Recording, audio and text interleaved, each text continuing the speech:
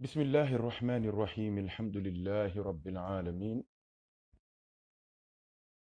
بسم الله الرحمن الرحيم الحمد لله رب العالمين. الحمد لله الحمد لله الحمد لله الحمد لله الذي هدانا لهذا وما كنا لنهتدي لولا أن هدانا الله. الحمد لله على نعمة الإسلام وكفى بالإسلام نعمة. اللهم صل على سيدنا محمد الفاتح لما أغلق والخاتم لما سبق ناصر الحق بالحق والهادي إلى صراطك المستقيم وعلى آله حق قدره ومقداره العظيم. ربنا آتنا في الدنيا حسنة وفي الآخرة حسنة وقنا عذاب النار. ربنا لا تزغ قلوبنا بعد إذ هديتنا وهب لنا من لدنك رحمة إنك أنت الوهاب. ربنا آتنا من لدنك رحمة وهيئ لنا من أمرنا رشدا. ربنا أتمم لنا نورنا واغفر لنا إنك على كل شيء قدير. ربنا ظلمنا أنفسنا وإن لم تغفر لنا وترحمنا لنكونن من الخاسرين. ربنا إننا سمعنا مناديا ينادي للإيمان أن آمنوا بربكم فآمنا. ربنا فاغفر لنا ذنوبنا وكفر عنا سيئاتنا وتوفنا مع الأبرار. يا عزيز يا غفار يا رب الأرباب يا مسبب الأسباب يا معتق الرقاب يا من في الأرض إله وفي السماء إله اهدنا إلى الحق وإلى طريق مستقيم. ورضي الله عن صاحب الختمية والكتمية ممد الأولياء والأقطاب سيدنا الشيخ تجاني رضي الله تعالى عنه وعن سائر المتعلقين به دينا أو دينا برحمتك يا أرحم الراحمين يا رب العالمين. رب اشرح لي صدري ويسر لي أمري واحلل عقدة من لساني يفقه قولي. mbokki jullit yi mbokki taalibe yi alhamdulillahi rabbil alamin. santaat nañ yàlla bu baax a baax a baax moom borom bi tabaraka wa taala sant ko sant gu am commencement te amul fin, sant gu ànd ak mbégte waaye sant gu ànd ak lott gu rëy ci xam sunu matadi ak suñ ñàkk mën suñ ñàkk xam ak tamit sunu ñàkk kartan ngir matal cant ga comme na cant ga yelloo ci moom borom bi tabaraka wa taala. waaye nag ñoo ngi yëkkati sunu cant di ko teg ci loxo sayiduna muhammad sallallahu alayhi wa sallam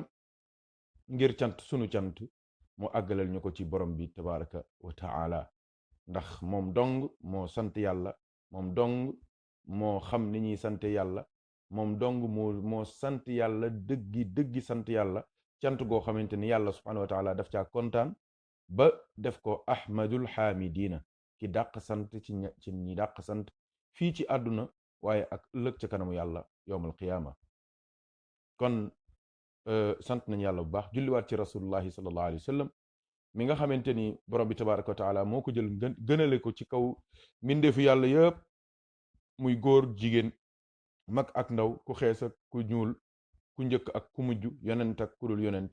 ñëpp yàlla jël leen teg leen ci kaw rasulullahi sallallahu alayhi wa sallam, jël rasulullahi teg leen ci kaw mbindeef yooyu ndax moo ko tànn, moo ko bëgg, moo ko gënale ci kaw ñëpp.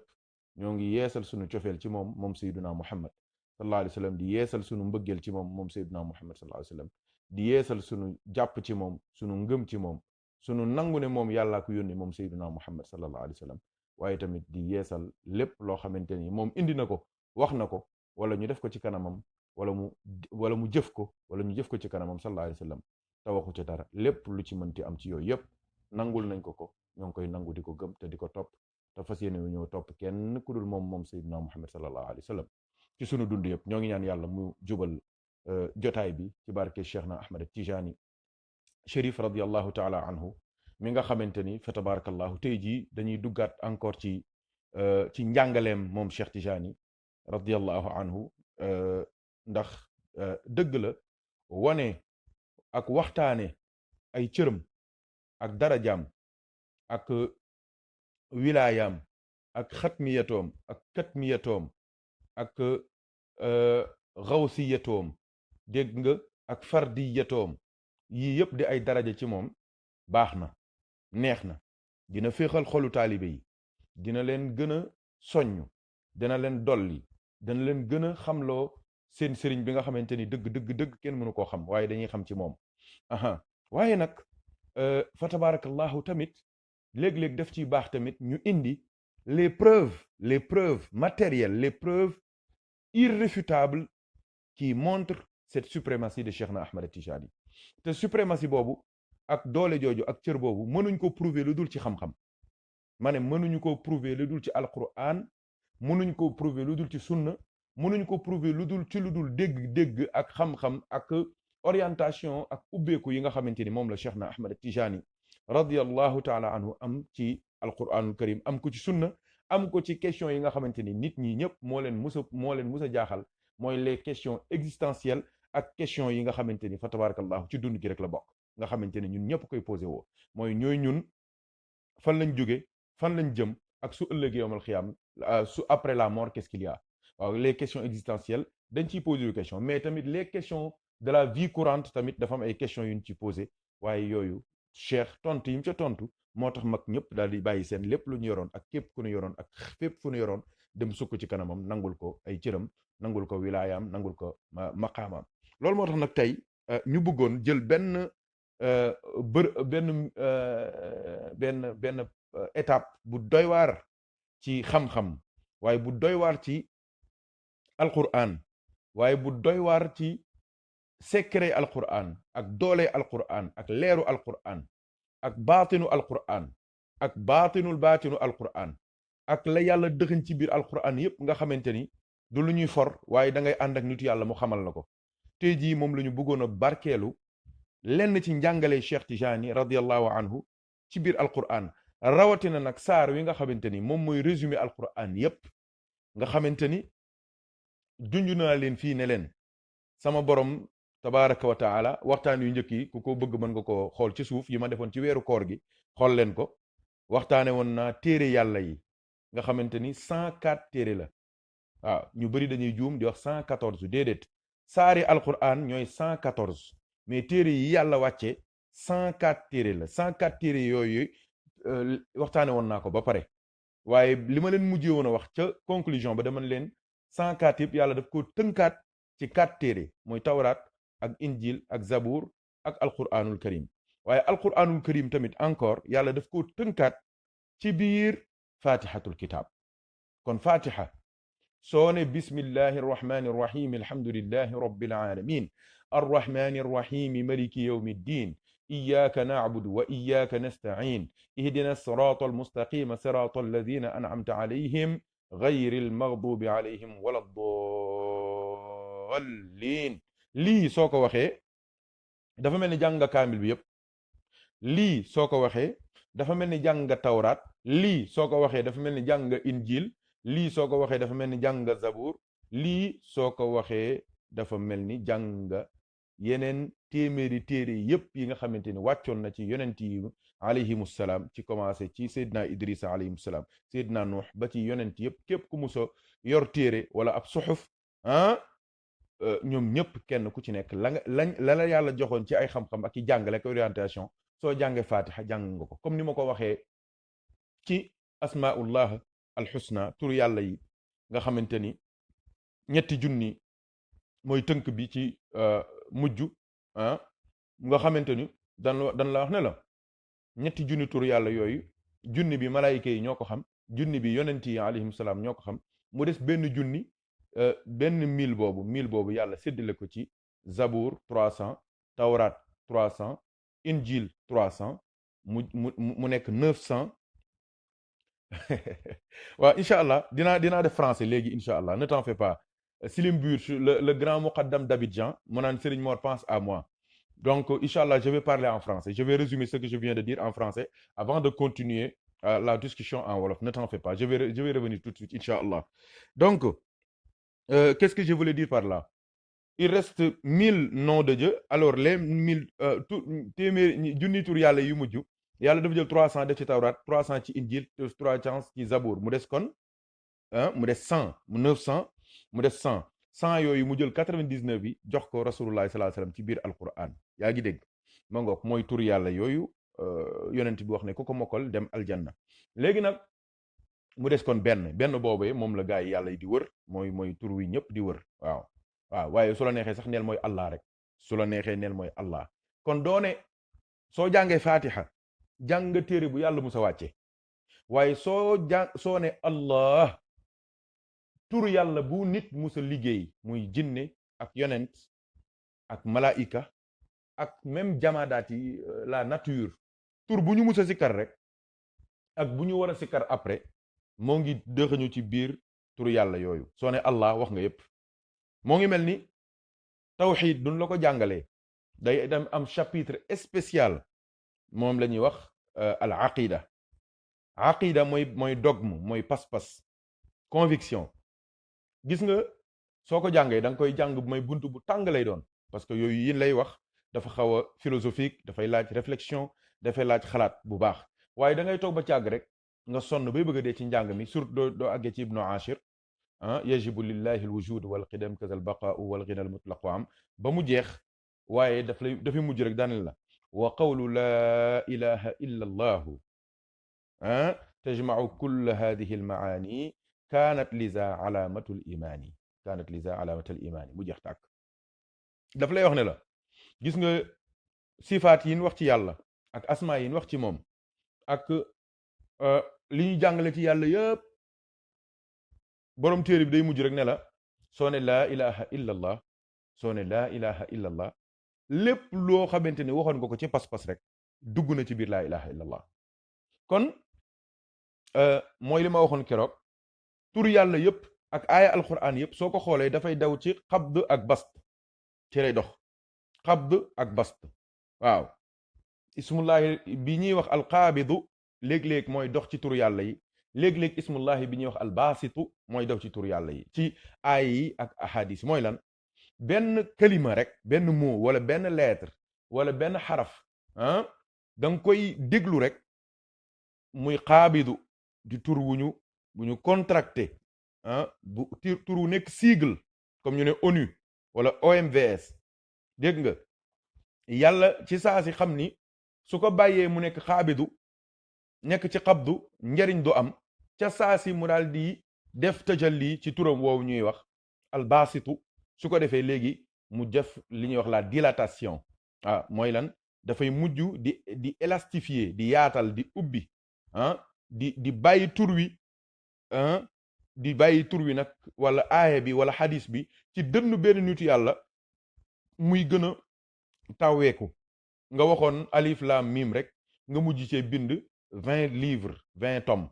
kafaaya ayn saat nga dégg ci téeméeri junni ay dégg-dégg bismillahi rahmaani rahim nga dégg ci ay encyclopédie ok noonu tur yàlla yi ak aaya alquran yi ak wax yonent bi sallallahu alayhi wa sallam noonu la mel ndax yonent bi dafa amoon li ñuy wax jawaamiul kalim benn kàddu lay wax mu daal di rassembler un sens infini et vraiment incalculable ma ngoog kon fatiha bii nga xamante ni moom lañ bëgg a waxtaane ak yéen tey jii muy njàngaleem Seydina Cheikh Ahmed Tidiane radiallahu taala anhu moom it noonu la mel fatiha kase la doo koy jàng pour 1 minute ou à 2 nga tari ko rapidement mais suñ la ko tojalee leeralal la ko ku dégg yàlla ku xàgg ci yàlla ku am maarifatu billah ku am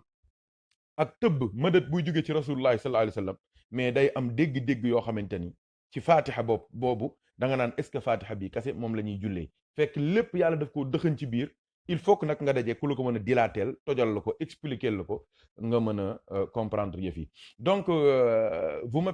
permettrez avant de m'engager dans la causerie d'aujourd'hui dans le cours d'aujourd'hui dans ce dars d'aujourd'hui exclusivement réservé à cette sourate bénie du Coran qui est souratul Fatiha mais avec la seule prière de demande dans la Fatiha qui est Ihdina Sirat al-Mustaqim. Et nous allons nous éclairer avec pour l'étude de cette sourate et l'étude de ce verset avec la lumière, avec la baraka avec les enseignements de Cheikh Ahmed Tijani al-Sharif al-Fatimi al-Hassani radiyallahu ta'ala anhu mumiddil awliya wal aqtabi. Donc, Inch'Allah, nous allons à cette occasion lui emprunter ses enseignements pour partager avec vous les entendements et les orientations qu'il a reçues d'Allah subhanahu wa ta'ala et du prophète Mohammed sallallahu alayhi wa sallam, de son influx et de son madad, pour avoir une belle vision et une belle compréhension de ce que Allah subhanahu wa ta'ala a donné comme secret, comme don venant de lui, qui est incarné par les livres révélés qui sont au nombre de 104. On avait déjà fait une causerie là-dessus. Vous pouvez sans doute les revoir dans la page Facebook. Nous avions dit que le nombre de livres révélés est de 104. Hein, et Allah a pris la quintessence, l'essence et le substrat de tous ces livres et il les a mis dans les 4 livres qui sont la Torah, le Dabour et l'Injil de Sayyidina Isa alayhi salam, le Zabour de Sayyidina Daouda, la Torah de Sayyidina Moussa et l'Injil de Sayyidina Isa alayhi salam. Il a pris maintenant la baraka, les enseignements, le contenu, l'essentiel, l'essence, la quintessence, le substrat de tous ces livres et il les a mis dans Al-Qur'an, Al-Furqan. Et il a pris maintenant la baraka, le contenu, l'essence, la quintessence, les enseignements, les orientations qui se trouvent dans le Coran et il les a mis dans Suratul Fatiha. Donc, comprendre la Fatiha, apprendre la Fatiha, réciter la Fatiha, vivre la Fatiha, c'est comme si on se plonge dans les et de toutes les qui ont précédé le Saint-Coran. Le Saint-Coran. Aïwa. Donc, lire la Fatiha seulement qui l'ont précédé. Tous les livres est clairement affirmé. Pour la Fatiha est valable Dieu. Au nombre de 3000 et Allah subhanahu wa ta'ala a à disposition des anges 1000 noms de Dieu. Les prophètes, 1000 noms de Dieu. Il a mis 300 noms dans la Torah, 300 dans l'Évangile, 300 dans le Zabour et il a mis les 99 noms dans le Coran et il a donné le dernier nom. Mais pour ne pas créer des problèmes, on peut dire que ce dernier nom, c'est Allah. Et Allah, en disant Allah seulement, c'est comme si on a fait le dhikr de tous les noms de Dieu qui ont précédé le Coran et tous les noms de Dieu que Allah a donnés aux anges, aux prophètes et même à la nature. Donc, Allah, dans sa miséricorde, nous donne toujours des raccourcis et des résumés pour qu'on ne se fatigue pas beaucoup. Et pour exemple aussi, quand on apprend ce qu'on appelle le dogme, hein, on fait un cours vraiment d'une difficulté vraiment notable et qu'on sent et qu'on sait quand on étudie Matn ibn Ashir, quand on fait le cours sur ce qu'on appelle al-aqida, le dogme ou la conviction, hein, quand on fait ce cours, vraiment, on est fatigué parce qu'il y a beaucoup de choses qui demandent beaucoup de réflexion, beaucoup de concentration pour les comprendre. Mais à la fin du cours, on te dit que la kalima de la ilaha illallah, Muhammadur Rasulullah, résume en elle-même tout ce que tu as appris comme connaissance par rapport au dogme, par rapport à la conviction, par rapport à Allah, à ses noms et par rapport à ses attributs et à son essence aussi. Donc, la ilaha illallah résume la conviction, Allah résume tous les noms d'Allah, mais aussi la Fatiha résume tous les livres que Allah a révélés. C'est pour cela que quand on comprend la Fatiha, on comprend tout. C'est pour cela que on peut pas prier sans la Fatiha. C'est pas possible. C'est pour cela même que quand quelqu'un se convertit à l'islam, même s'il ne connaît pas la Fatiha, on lui écrit la Fatiha sur une feuille pour qu'il puisse la lire. Le prophète sallallahu alayhi wa sallam, il dit il n'y a pas de prière pour celui qui n'a pas récité la Fatiha. C'est pour cela que chaque fois aussi, j'invite les frères, je les pousse, je les encourage à avoir plus de respect pour la Fatiha,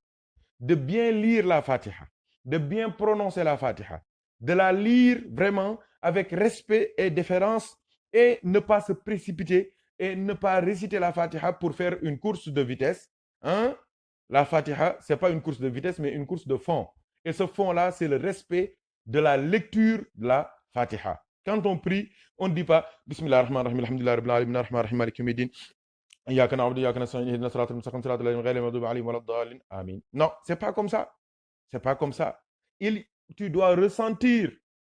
un amour, tu dois ressentir un bonheur, tu dois ressentir une proximité, tu dois ressentir un sentiment d'allégresse et de joie illimité. Pourquoi? Parce que tu as l'occasion, à travers la Fatiha, de communiquer sans intermédiaire, sans intermédiaire, sans intermédiaire, sans entremise, sans intermédiaire, sans pont, de manière automatique et audible avec Allah subhanahu wa ta'ala. En récitant la Fatiha, tu es en communication directe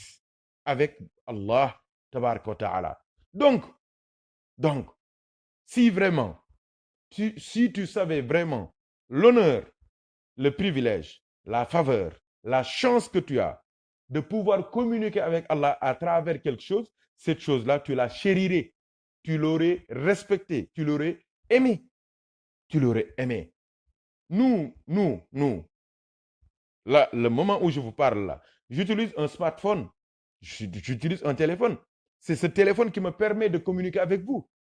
Donc, je prends soin du téléphone, non pas parce que j'aime le matériel, mais parce que c'est mon moyen qui me permet de communiquer avec vous. Vous aussi, vous prenez soin de vos téléphones et de vos ordinateurs parce que c'est les moyens qui nous permettent de communiquer, de m'écouter et de pouvoir tirer profit et des bénéfices de tout ce que je suis en train de dire et d'affirmer en puisant dans le Coran et dans la sunna du prophète Mohammed sallallahu alayhi wa sallam. Attention, la Fatiha, la prière en général, c'est un moment de communion avec Allah subhanahu wa ta'ala. C'est un moment de communication aussi avec Allah subhanahu wa ta'ala. C'est un échange avec Allah subhanahu wa ta'ala. Et ça, le prophète sallallahu alayhi wa sallam nous l'a dit dans un hadith authentique que tout le monde connaît. Donc, la prière, c'est un moment de communication, mais surtout la Fatiha, c'est un moment de communication avec Allah. Donc, quand on aime quelqu'un et quand on est avec lui en communication, mais on aimerait que cette communication dure l'éternité, dure pour l'éternité. Hein? Nos frères qui sont ici et qui ont des femmes qui sont à l'extérieur, les hommes qui ont des femmes qui sont ici à l'extérieur, hein? Ils sont ici en Europe, savent bien ce que je suis en train d'affirmer. Quand on aime quelqu'un, on n'aime pas que la rencontre que tu as avec cette personne-là soit coupée, soit courte, soit écourtée. Combien de fois tu as insulté ton téléphone? Combien de fois tu as jeté ton téléphone? Combien de fois tu as banni Orange, SFR, Lika, Lebara, Tigo, Expresso? Pourquoi? Parce que la communication avec ton bien-aimé, avec ta bien-aimée, avec ta femme, avec ta maman a été coupée à un moment où tu voudrais seulement une autre minute ou bien une autre seconde pour lui dire au revoir ou bien prends le code ou bien je t'aime ou bien tu m'as manqué ou bien je suis en route, des trucs comme ça. Combien de fois tu as été fauché, tu as été trahi, tu as été vraiment désorienté et même énervé par, par les opérateurs de téléphonie. Combien de fois Et ces communications, ces communications-là ne sont que des communications terrestres et qui vouées à la perdition. Or, maintenant, la communication avec Allah subhanahu wa ta'ala n'a pas de prix et la Fatiha, c'est l'occasion pour communiquer avec Allah. C'est pour lui dire Iyaka na'budu wa iyaka nasta'in. C'est toi seulement que nous adorons, c'est toi seulement que nous implorons. c'est toi seulement que nous adorons par notre corps, c'est toi seulement que nous implorons par notre cœur. C'est toi seulement que nous adorons par notre cœur, c'est toi seulement que nous implorons par notre esprit. C'est toi seulement que nous adorons par notre zahir, c'est toi seulement que nous implorons par notre batin. C'est toi seulement que nous adorons par notre batin. C'est toi seulement que nous implorons par notre batinul batin. C'est ça. Et Allah, si tu es sincère dans ta communication avec lui, avec Allah, quand tu lui dis c'est toi seulement que nous adorons, il te dit, tu as dit vrai, tu ne m'as jamais associé à quoi que ce soit ou bien à qui que ce soit. Tu n'adores que moi et moi seul. Ça, il faut travailler, il faut œuvrer, il faut faire des efforts pour acquérir cette proximité avec Allah subhanahu wa ta'ala. Et c'est cette proximité seulement qui peut nous aider à avancer ici et avoir la félicité dans l'au-delà. Qu'Allah nous aide et nous assiste par la baraka du prophète Muhammad sallallahu alayhi wa sallam. Donc, Inch'Allah, on va reprendre un peu le Wolof pour faire encore un résumé pour les frères qui sont d'autres, qui parlent d'autres langues, Inch'Allah. Donc, on va revenir un peu au Wolof pour résumer ce que je viens de dire et on va revenir encore au français, Inch'Allah. Donc, mbokk yi dégg ngeen li ñu wax ci français daf ci am mbokk yu bëri ñoo ngi ci page bi sànq bi may tàmbali la muqaddam bu mag bi nekk Côte d'Ivoire Souleymane Boiré di ma bind ne Serigne ne nous oublie pas mooy lan bul wax émission bi yëpp wolof barkeelu ci français bi ndax ñu nit ñuy mën a comprendre di barkeelu te du moom kese sunu doom yi sunu njaboot gi sunu jarbaat yi ñoo ngi fii ñoo ngi Canada ñoo ngi Angleterre tabarakallahu sunu cousin yi léegi lañ ko seen sëñ Ousmane Gueye tabarakallahu dugg na soxna Ami Taal sunu sëriñ Ami Bachiru Muntaxa Taha Cheikh Omar macha allah moo ngi ci biir sunu sëriñ sunu kilifa soxna Njàllo Njëgeen Habibu Xaaji Mouhamed Njëgeen radiallahu anhuma ñoom it moo ngi ci ligne bi macha allah sunu yeneen sang yi nekk ci biir yëpp ñoo ngi leen di ziyaara sunu xarit Ceerno Seydou Nourou Ba mbokk mi moom mooy wax ne ma moo ngi ci ligne bi moom it macha allah ñoo ngi koy ziyaara bu baax a baax jërëjëf sunu mbokk tamit sunu mbokk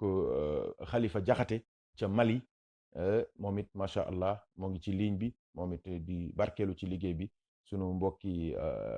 Maroc yi sëñ Cheikh Tidiane Seck tabarakallahu ñoom ñëpp Haj Malick Diagne nga xamante ni ci xol rek lañuy jokkoo Cheikh Moustapha Seck ñoom ñëpp macha allah ñoo ngi ci biir di ànd ak ñun ci liggéey bi ñoo ngi leen di ñaanal kenn ku ci nekk li ngay sàkku sa àdduna ak sa àllaaxira yàlla jox la ko ci zahir ak ci baatin bi jaahi sayyidina muhammadin sallallahu alayhi wa sallam su ko defee kon dañuy jublu directement ci waxtaan wi dama leen wax ne leen turu yàlla yépp Allah moo ko tënk jërëjëf booy sëñ Moustapha waaw góor jërëjëf booy yàlla na yàlla jàppale la jàppale ñu jàppale jullit yëpp waaleykum salaam wa rahmatullah nongok turu yàlla yëpp Allah moo leen tënk soo ne Allah wax nga turu yàlla yëpp mooy ñetti junni tur yi junni malaayika yi junni yonent yi ak 300 yi nekk ci tawraat ak 300 yi nekk ci zabur ak 300 yi nekk ci injil ak 99 yi nekk ci alquran ak sunna yonent bi sallallahu alayhi wa sallam soo ne Allah wax nga yëpp soo ne laa ilaha illallah lépp luy pas-pas yonent mus koo am wala yu mus koo am ci ginnaaw yonent bi ak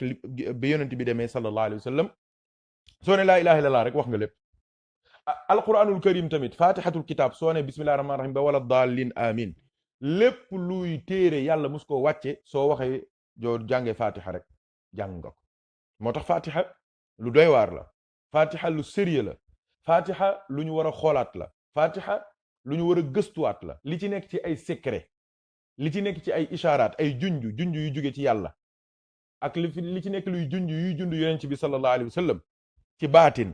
kenn xamu ko man nag loolu duma ci dugg ci zahir bi nii rek laa yem insha allahu taala bien que baatin bi la ca nekk yëpp kenn mënu ko expliquer ci nombre de lettres yi nombre de points yi nekk ci fatiha nombre de lettres yi amul ci fatiha nga xam juróom-ñaari lettres la amuñ ci fatiha 28 lettres yi am na 7 lettres yu nekkul ci biir fatiha am na aaya boo xamante ni soo ko jàngee juróom-ñaari lettres yooyu yëpp yi nekkul ci fatiha moo ngi ci aaya boobee aaya boobu moo ko tënk dégg nga mais fatiha daal sëñ bi kenn mënul xam man kenn xamul li nekk ci fatiha ci ay secret ak ay may waaye ñun li ñu ci intéressé mooy premièrement maa ngi soññu di ko fàttali barki démb rek ci xadra bi ajjuma maa ngi koy waxaat mbokk taalibe yi man leen nañu góorgóorluwaat di yeesalaat di gëstuwaat di corriger waat di setal suñuy fatiha waaw suñu fatiha nañ fexe mu rafet ndax yonent bi nee na kenn du am julli te jàngoo fatiha julli moom mën ngaa bàyyi lépp ñu wut ca pexe ba mu des fatihatul kitab fatiha moom soo ko amul soo ko mënul même bu dee da ngaa tuub dañ la koy bindal ci këyit jox la ko nga koy tiim di ko liir kon fatiha du caaxaan fatiha man mënumaa comprendre kuy julli gaawal tareem surtout fatiha bismillah rahmaan rahim daal di commencé di dem déedéet fatiha da nga ko war a yéexal tari ko tari bu rafet tari bu yiw tari bu teey tari bu dal génn xaraf yëpp ba mu mat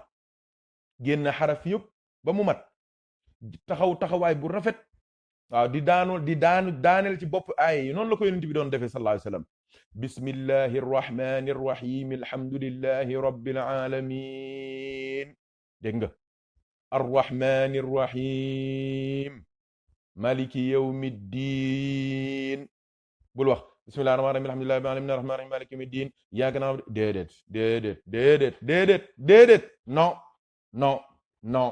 non kenn du waxee kenn du jàngee noonu fatiha ci biir julli danga ko war a def ndànk ku lay dégg ngay jàng fatiha même bu dee sa baat neexul war naa sentir respect war naa sentir déférence war naa sentir amour war naa sentir respect war naa sentir déférence war naa sentir amour dama ne fatiha communication la ci diggante jaam bi ak borom bi waaw te ñun dañoo sopp yàlla ñun loolu la ñuy wax dañoo bëgg yàlla dañoo gëm yàlla dañuy wéetal yàlla waa léegi exemple bu bon laay jël waaye ku ci àdduna rek yow ki nga bëgg rek doo sañoon dooy communiquer ak moom du dagg mukk xool leen bi WhatsApp amee WhatsApp dimbali na gaa yu bari surtout ñi nekk seen jëkkër yi nekk ci àll bi ak seen jabar yi nekk ci àll bi avant WhatsApp di ñëw daanaka weer wu jot daan nga génne 100 € yoo xamante ni lépp téléphone la daan doon pourquoi parce que da ngaa bëgg a jokkoo ki nga bëgg muy sa papa muy sa yaay muy sa sëriñ muy sa soxna muy ki ngay waaj a takk ñaata yoon nga xalab ab téléphone wala nga dagg aw saaga pourquoi parce que da ngay wax ak ki nga bëgg di wax ak moom ba càgg rek di nga bëgg a wax lu am solo mu mel ni gént gu dagg gént gu lay waaj a jox junni nga yeewu ni ngay mere wala nga gént nitu yàlla mu wax la ne la tey de dama laa bëgg a jox tur yàlla bu rëy nga jël kayit di waaj a bind rek nga dégg ku ne diw nga yeewu gis nga ni ngay désolé xoolal loolu pourquoi parce que da ngaa amoon communication spirituelle ak waliyu mu dagg gis nga ni nga meree da ngaa amoon communication ak sa bien-aimé mu dagg gis nga ni nga désolé ni nga meree sooy wax ki nga bëgg ndànk ngay wax da ngay def ndànk di wax lu ñor di wax lu ñorul loo solog climat bi nu mu def ak loo leen togg ak xoola doye di bu nekk yi fi ñàkk fayda yu nekk lu muus mu romb sax nga laaj kon muus mi ban couleur la pourquoi parce que du li ngay wax moo la intéressé de déedéet parce que communication bi nga am ak ki nga bëgg moo am solo te lu neex communication te lu neex kenn du ko gaawal ndànk di ko sirote yu neex kenn du ko guux benn guux mu jeex guuxaat ndànk boire et ñaari terme la yoo xamante ni yëpp et siroter mooy naan rek waaye mbir moo bëgg moom ngay siroter ko mu jeex di ko jël par tuuti di même ci dooy bëgganteeg nit ñu ne la lan bu ko may parfum ñu ne waaw lu tax ñu ne parfum bi du jeexee rek seen diggante jaar fa wala bu ko may dàll su dàll ya ràppee mu seen diggante jàll fa moo tax léeg-léeg da ngay gis ku ñu jëndal parfum ku sa jabar wala sa jëkkër wala sa ki lay waaj a takk daanaka parfum boobu da nga koy denc ba am ay doom am na ci parfum yoo xamante ni daanaka du jeex léeg-léeg sax dañuy denc foofu ca biir daanaka tuuti lañ ci piis daal di wàcc ba parfum bi am fukki at ak juróom parce que bëggoo mu jeex bëggoo mu jeex waaw communication ak yàlla noonu la mel bu dee communication ak ki nga bëgg rek bëggoo mu jeex waxuma la nag communication ak yàlla te fatiha communication ak yàlla la soo ne bismillahi rahmaani rahim mais yaa ngi communiquer ak yàlla alhamdulillahi rabbil alamin yaa ngi communiquer ak yàlla arrahmaani rahim yaa ngi communiquer ak yàlla iyyaka na'budu maliki yawmiddin yaa ngi communiquer ak yàlla iyyaka na'budu wa iyyaka nasta'in communication ba dugg na nag nga daal di soog a indi ihdina siratal mustaqim nga xam ne nag vraiment léegi mat na siratal ladina an'amta alayhim ghayril maghdubi alayhim wala dallin ko communication ak yàlla la bëggoo mu jeex ma nga kon nañu góorgóorluwaat ci jàng fatiha di ko sellal bu baax dégluwaat ko di ko corriger di ko defaraat xaraf yi ñu prononcé ko bu baax bismillahi rrahmani rrahim alhamdulillahi rabbil alamin ñu bàyyi ko xel gis nga loolu tamit dafa am solo Cheikh Tijani radiallahu anhu junj na ko wax na ko taalibe yi wax na leen ko ne leen képp ku ciy jàng fatiha bul wax bismillahi rahmani rahim alhamdulillahi rabbil alamin déedéet cheikh nee na dooy wax da nga naan bismillahi rahmani rahim milhamdulillahi rabbil alamin da ngay jokkale arrahmani rahim bi ak alhamdulillahi rabbil alamin kooku secret yàlla bu rëy fa nekk suñu neexee mën nañ cee def benn jour spécial waaw loolu du ma sañoon dina am benn mbokk mu ko bind en message commentaire je veux dire bismillahi rahmani rahim milhamdulillahi rabbil alamin secret yàlla bu rëy fa nekk waaw kooku dinañ ci def waxtaan spécial ci diggante bismillah ba allah ba nekk ci bismillah ak allah ba nekk ci alhamdulillah lillah ñaari allah yooyu jokkale ba nga leen di jokkale secret ba fa laxasu incha allah bis dinañ ci def waxtaan spécial ci lu tax Cheikh Tidiane wax ne nañuy jokkale bismillahi rahmani rahim ak alhamdulillahi rabbil alamin di wax bismillahi rahmani rahim milhamdulillahi rabbil alamin ma ngoog léegi fatiha bi lu leen neex lu ñu neex mën nañ cee jël benn jéem a expliquer fatiha bi di ci barkeelu waaye tey jii dañoo tànn benn aaya muy juróom benneelu aaya wala juróomeelu aaya ça dépend ci ni nga xoolee fatiha bi ci suratul fatiha mooy aaya ban mooy ihdina siratal mustaqim ma ngoog kon foofu tamit nañuy góorgóorlu di wax ihdina siratal mustaqim ihdina sirata du ihdina siratal mustaqim déedéet am na différence entre ta ak to waaw nañ ko bàyyi xel ihdina siratal mustaqim m la à la fin mustaqim m mim la à la fin ñu bari dañuy wax ihdina siratal mustahin déedéet du mustahin mustaqim iyyaka na'budu wa iyyaka nasta'in ayn kooku mooy nuun à la fin bii mim à la fin la ihdina siratal mustaqim waaw ñu bàyyi ko xel waaw jërëjëf booy bismillahi rahmani rahim milhamdulillahi rabbil alamin waaw Cheikh Tidiane nee na lii nañ koy jàngee fatiha waaw incha allah dinaa ñëw spécial bés pour leeral ko ñëpp mën cee barke alquran yàlla nañu yàlla dimbali macha allah ihdina siratal mustaqim gis nga ihdina siratal mustaqim fatiha ba mu jeex benn ñaan rek moo ci nekk ñaan bu express ñaan bu leer ñaan bu ne fang ne dang mooy ihdina siratal mustaqim bien que ci biir fatiha am na yeneen ñaan parce que soo ne bismillahi rahmani rahim yaa ngi woo Allah yaa ngi woo arrahman yaa ngi woo arrahim soo ne alhamdulillahi rabbil alamin woo nga Allah encore woo nga tamit ki ñuy wax rabb maliki yawmi diin woo nga ki ñuy wax malik dégg nga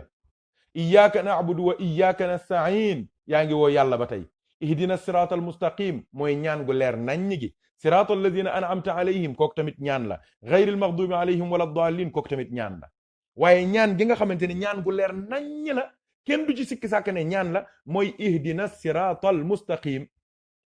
mooy ihdina siratal mustaqim mooy yàlla gindi ñu teg ñu ci yoon wu jub wi yoon wu jub wi mooy lislaam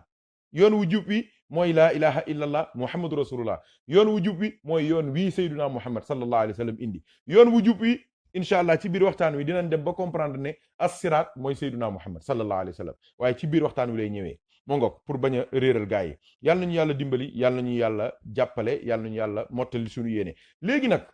ñu déglu cheikh Seydi Ahmed Tidiane radiyallahu anhu wax naa leen ne leen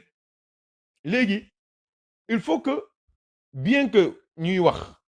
dooley cheikh ak cëram ci xatmiya ci katmiya ci fardiya ci xawsiya ci xutbaaniya baax na am na solo waaye tamit joxe les preuves qui montrent que cheikh est au-dessus de tout loolu il faut que tamit yaakaar naa ne am na solo mooy lan nañu génne xam-xamu cheikh Tidiane nañu génne jàngale cheikh Tidiane nañu génne ay tonti cheikh Tidiane nañu génne ay réponse cheikh Tidiane nañu génne ay orientation cheikh Tidiane pour montrer une autre dimension de cheikh Tidiane pour que nit ñi dépasser le fait que su ne cheikh rek ñuy yéemu di jommi di daanu fekk ni yow cheikh moo dàq jàngale ci kaw suuf ndax li maamam doon jàngale muy alquran ak sunna moo ko gën a dégg benn bépp mbindeef ci kaw suuf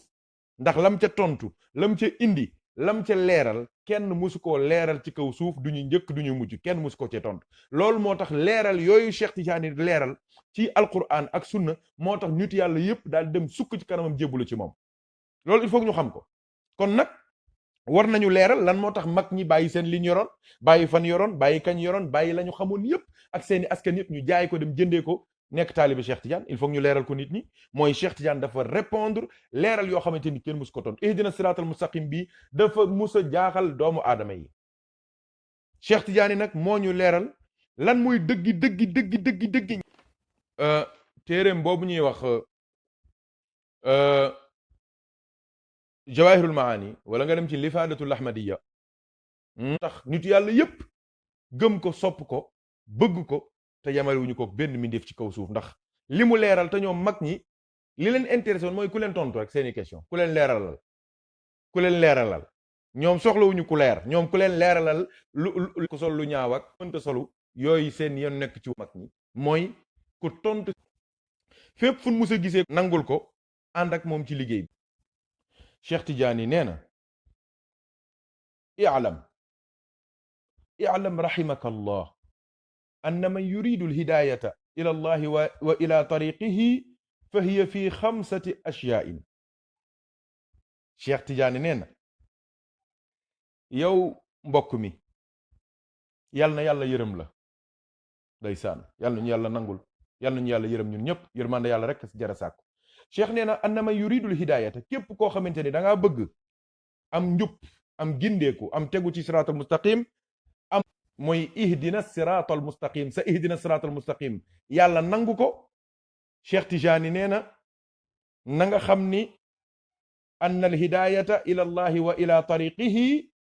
fa hiya fi xamsati ashyaa Cheikh Tijani nee na ci juróomi mbir rek nee na ci ngay jëlee njub ci ngay jëlee ihdina siratal mustaqim ndax alquranul karim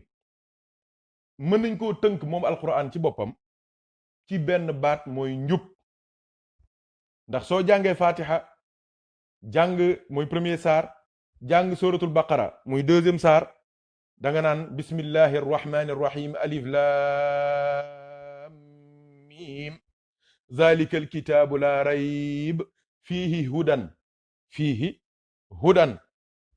alif lam mim zalika alkitabu la rayb fihi hudan fihi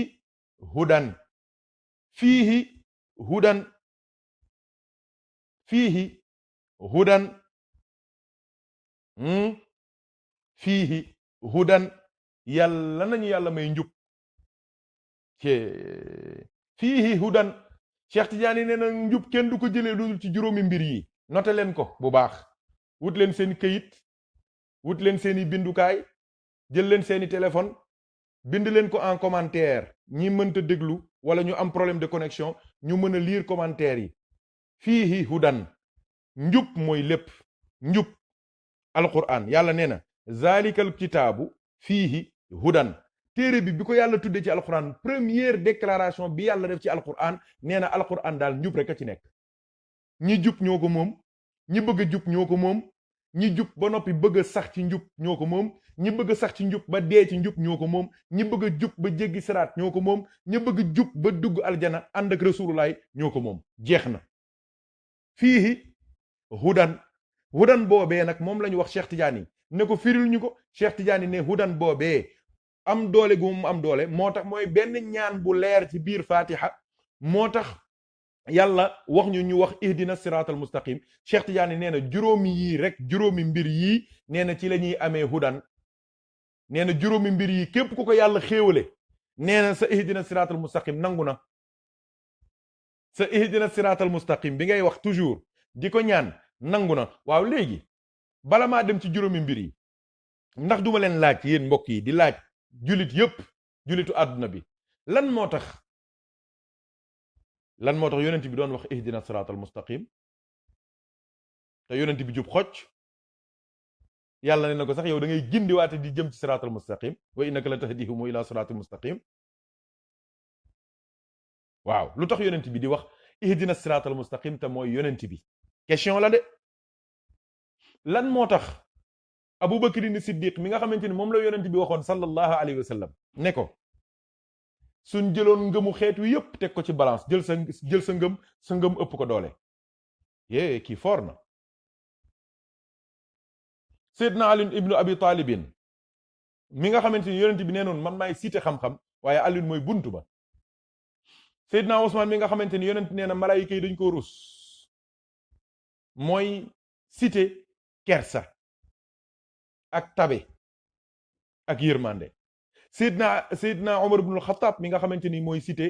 dëggu ak dëggal moom mi nga xamante ni moo tàggale diggante dëgg ak lu dul dëgg alfaaruqu bayna alxaqi wal baatili waaye ñoom ñeenti ñëpp heure bu ñuy julli duñu wax ihdina siraatal mustaqim yàlla jubal ñu waaw ñoom dañoo dëng bay wax yàlla mu jubal leen question baa ngoog de imaamu Malik radiyallahu anhu lan moo tax mu naan ihdina siraatal mustaqim ndax imaamu Malik dafa dëng te moom mooy imaamu daaril hijrati l'imam de la Mecque l'imam de tous les temps de la Mecque imaamu Shafii lu tax mu naan ihdina siraatal mustaqim imam Ahmad ibnu Hanbal lan moo tax mu naan ihdina siraatal mustaqim lu tax muy wax ihdina siraatal mustaqim imam Ahmad ibnu Hanbal imaamu Shafii lu tax ñuy wax loolu ñoom Cheikh Abdul Qadir Jilani lan moo tax duraan julli muy wax ihdina siraatal mustaqim di wax yàlla jubal ma xanaa moom daa jubul Cheikh Seyd Ahmad Tijani lu tax duraan julli mu naan ihdina siraatal mustaqim naan yàlla jubal ma xanaa moom daa jubul Cheikh Maaruful Karxi ci ña ca kaw ñoom Daawda Taa'i ñoom Yuusuful Ajami ñoom imaamul Ghazali lu tax duy julli mu naan ihdina siraatal mustaqim xanaa daa jubul déedéet question baa ngoog lan moo tax yonent yi saxaaba yi lawliyaa yi ñi ñu fonk ñëpp ba tey jii imaamu Makka day wax ihdina siraatal mustaqim sëriñ ba ca Tiwaawoon day wax ihdina siraatal mustaqim sëriñ ba ca Tuubaa day wax ihdina siraatal mustaqim sëriñ ba ca Medina Baay day wax ihdina siraatal mustaqim sëriñ ba ca Léona Niassène day wax ihdina siraatal mustaqim sëriñ ba ca kër Cheikh Oumar Fouti day wax ihdina siraatal mustaqim sëriñ ba ca Njëgëneen day wax ihdina siraatal mustaqim sëriñ ba ca Faas day wax ihdina siraatal mustaqim sëriñ ba ca Algérie day wax ihdina siraatal mustaqim imaamu France ihdina siraatal mustaqim imaamu Nouvelle-Calédonie ihdina siraatal mustaqim imaamu Amérique ihdina siraatal mustaqim imaamu Washington ihdina siraatal mustaqim ñoom ñëpp lu ñuy wax yàlla jubal ñu yàlla jubal ñu yàlla jubal ñu allahu akbar xam nga loolu dafa mel ni day rejoindre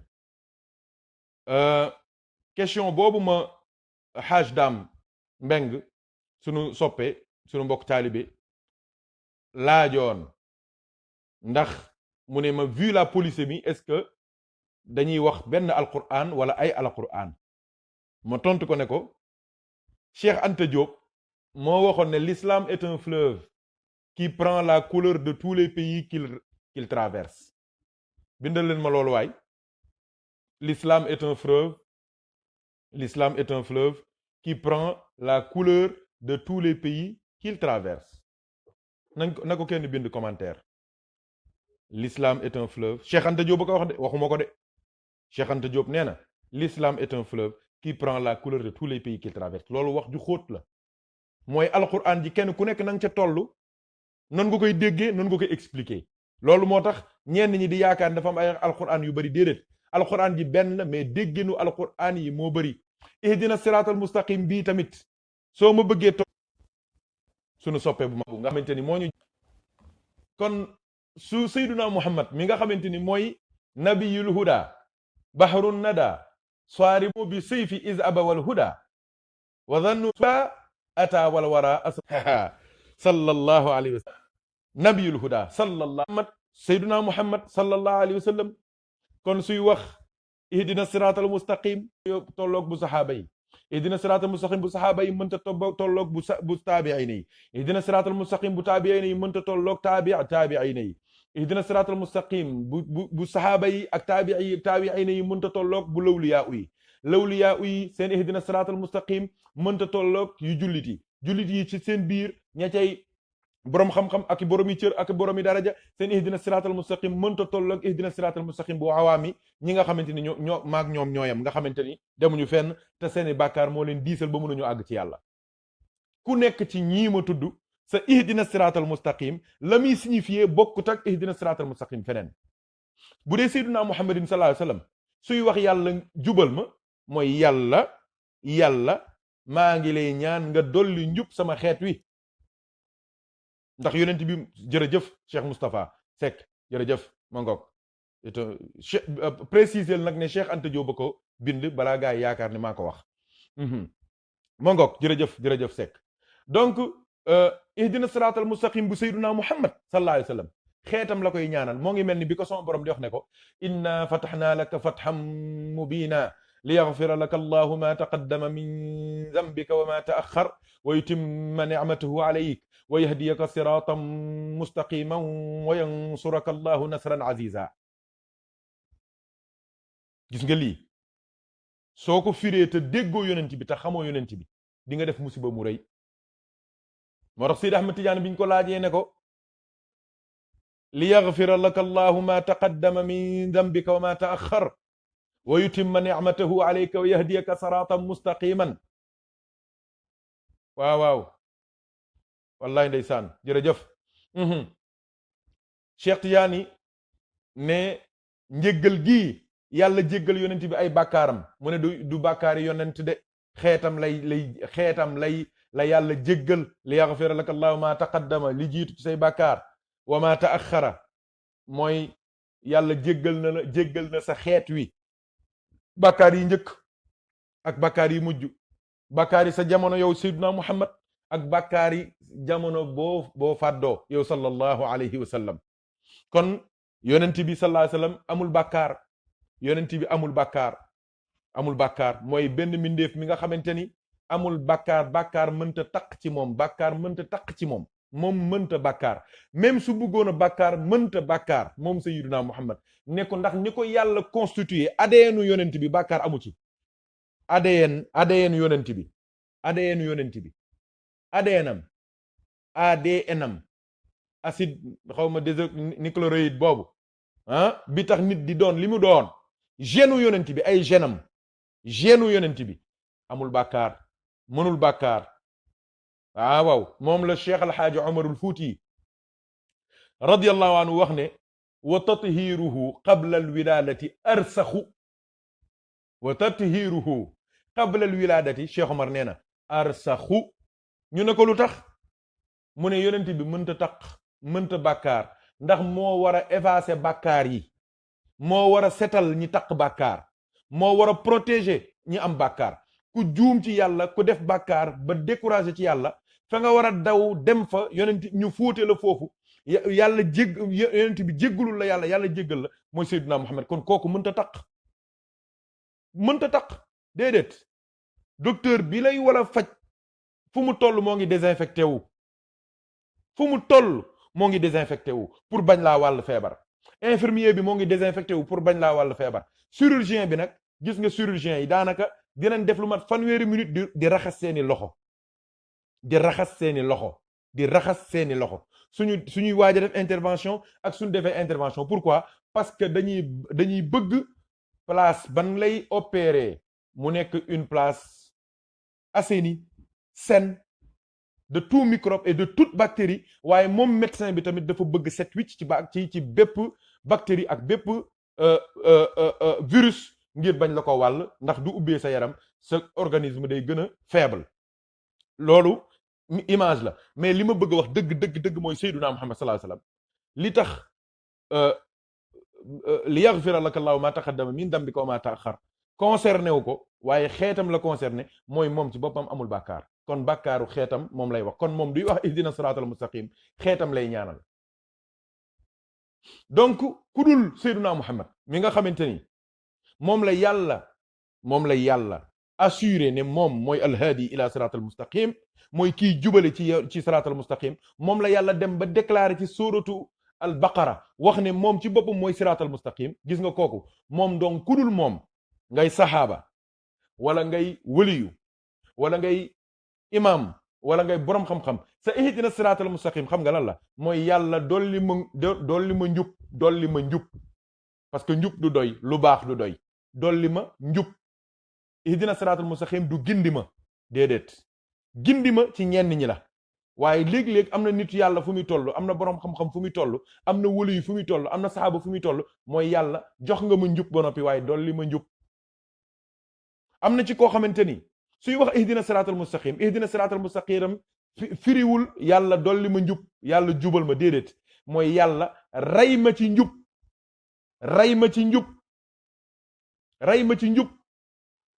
dekkal ma ci njub gindi ma su ëllëgee yowmal qiyaama ba ma détecté fu yonent bi nekk ma ànd ak moom dugg aljanna kon ihdina siratal mustaqim bokkul kon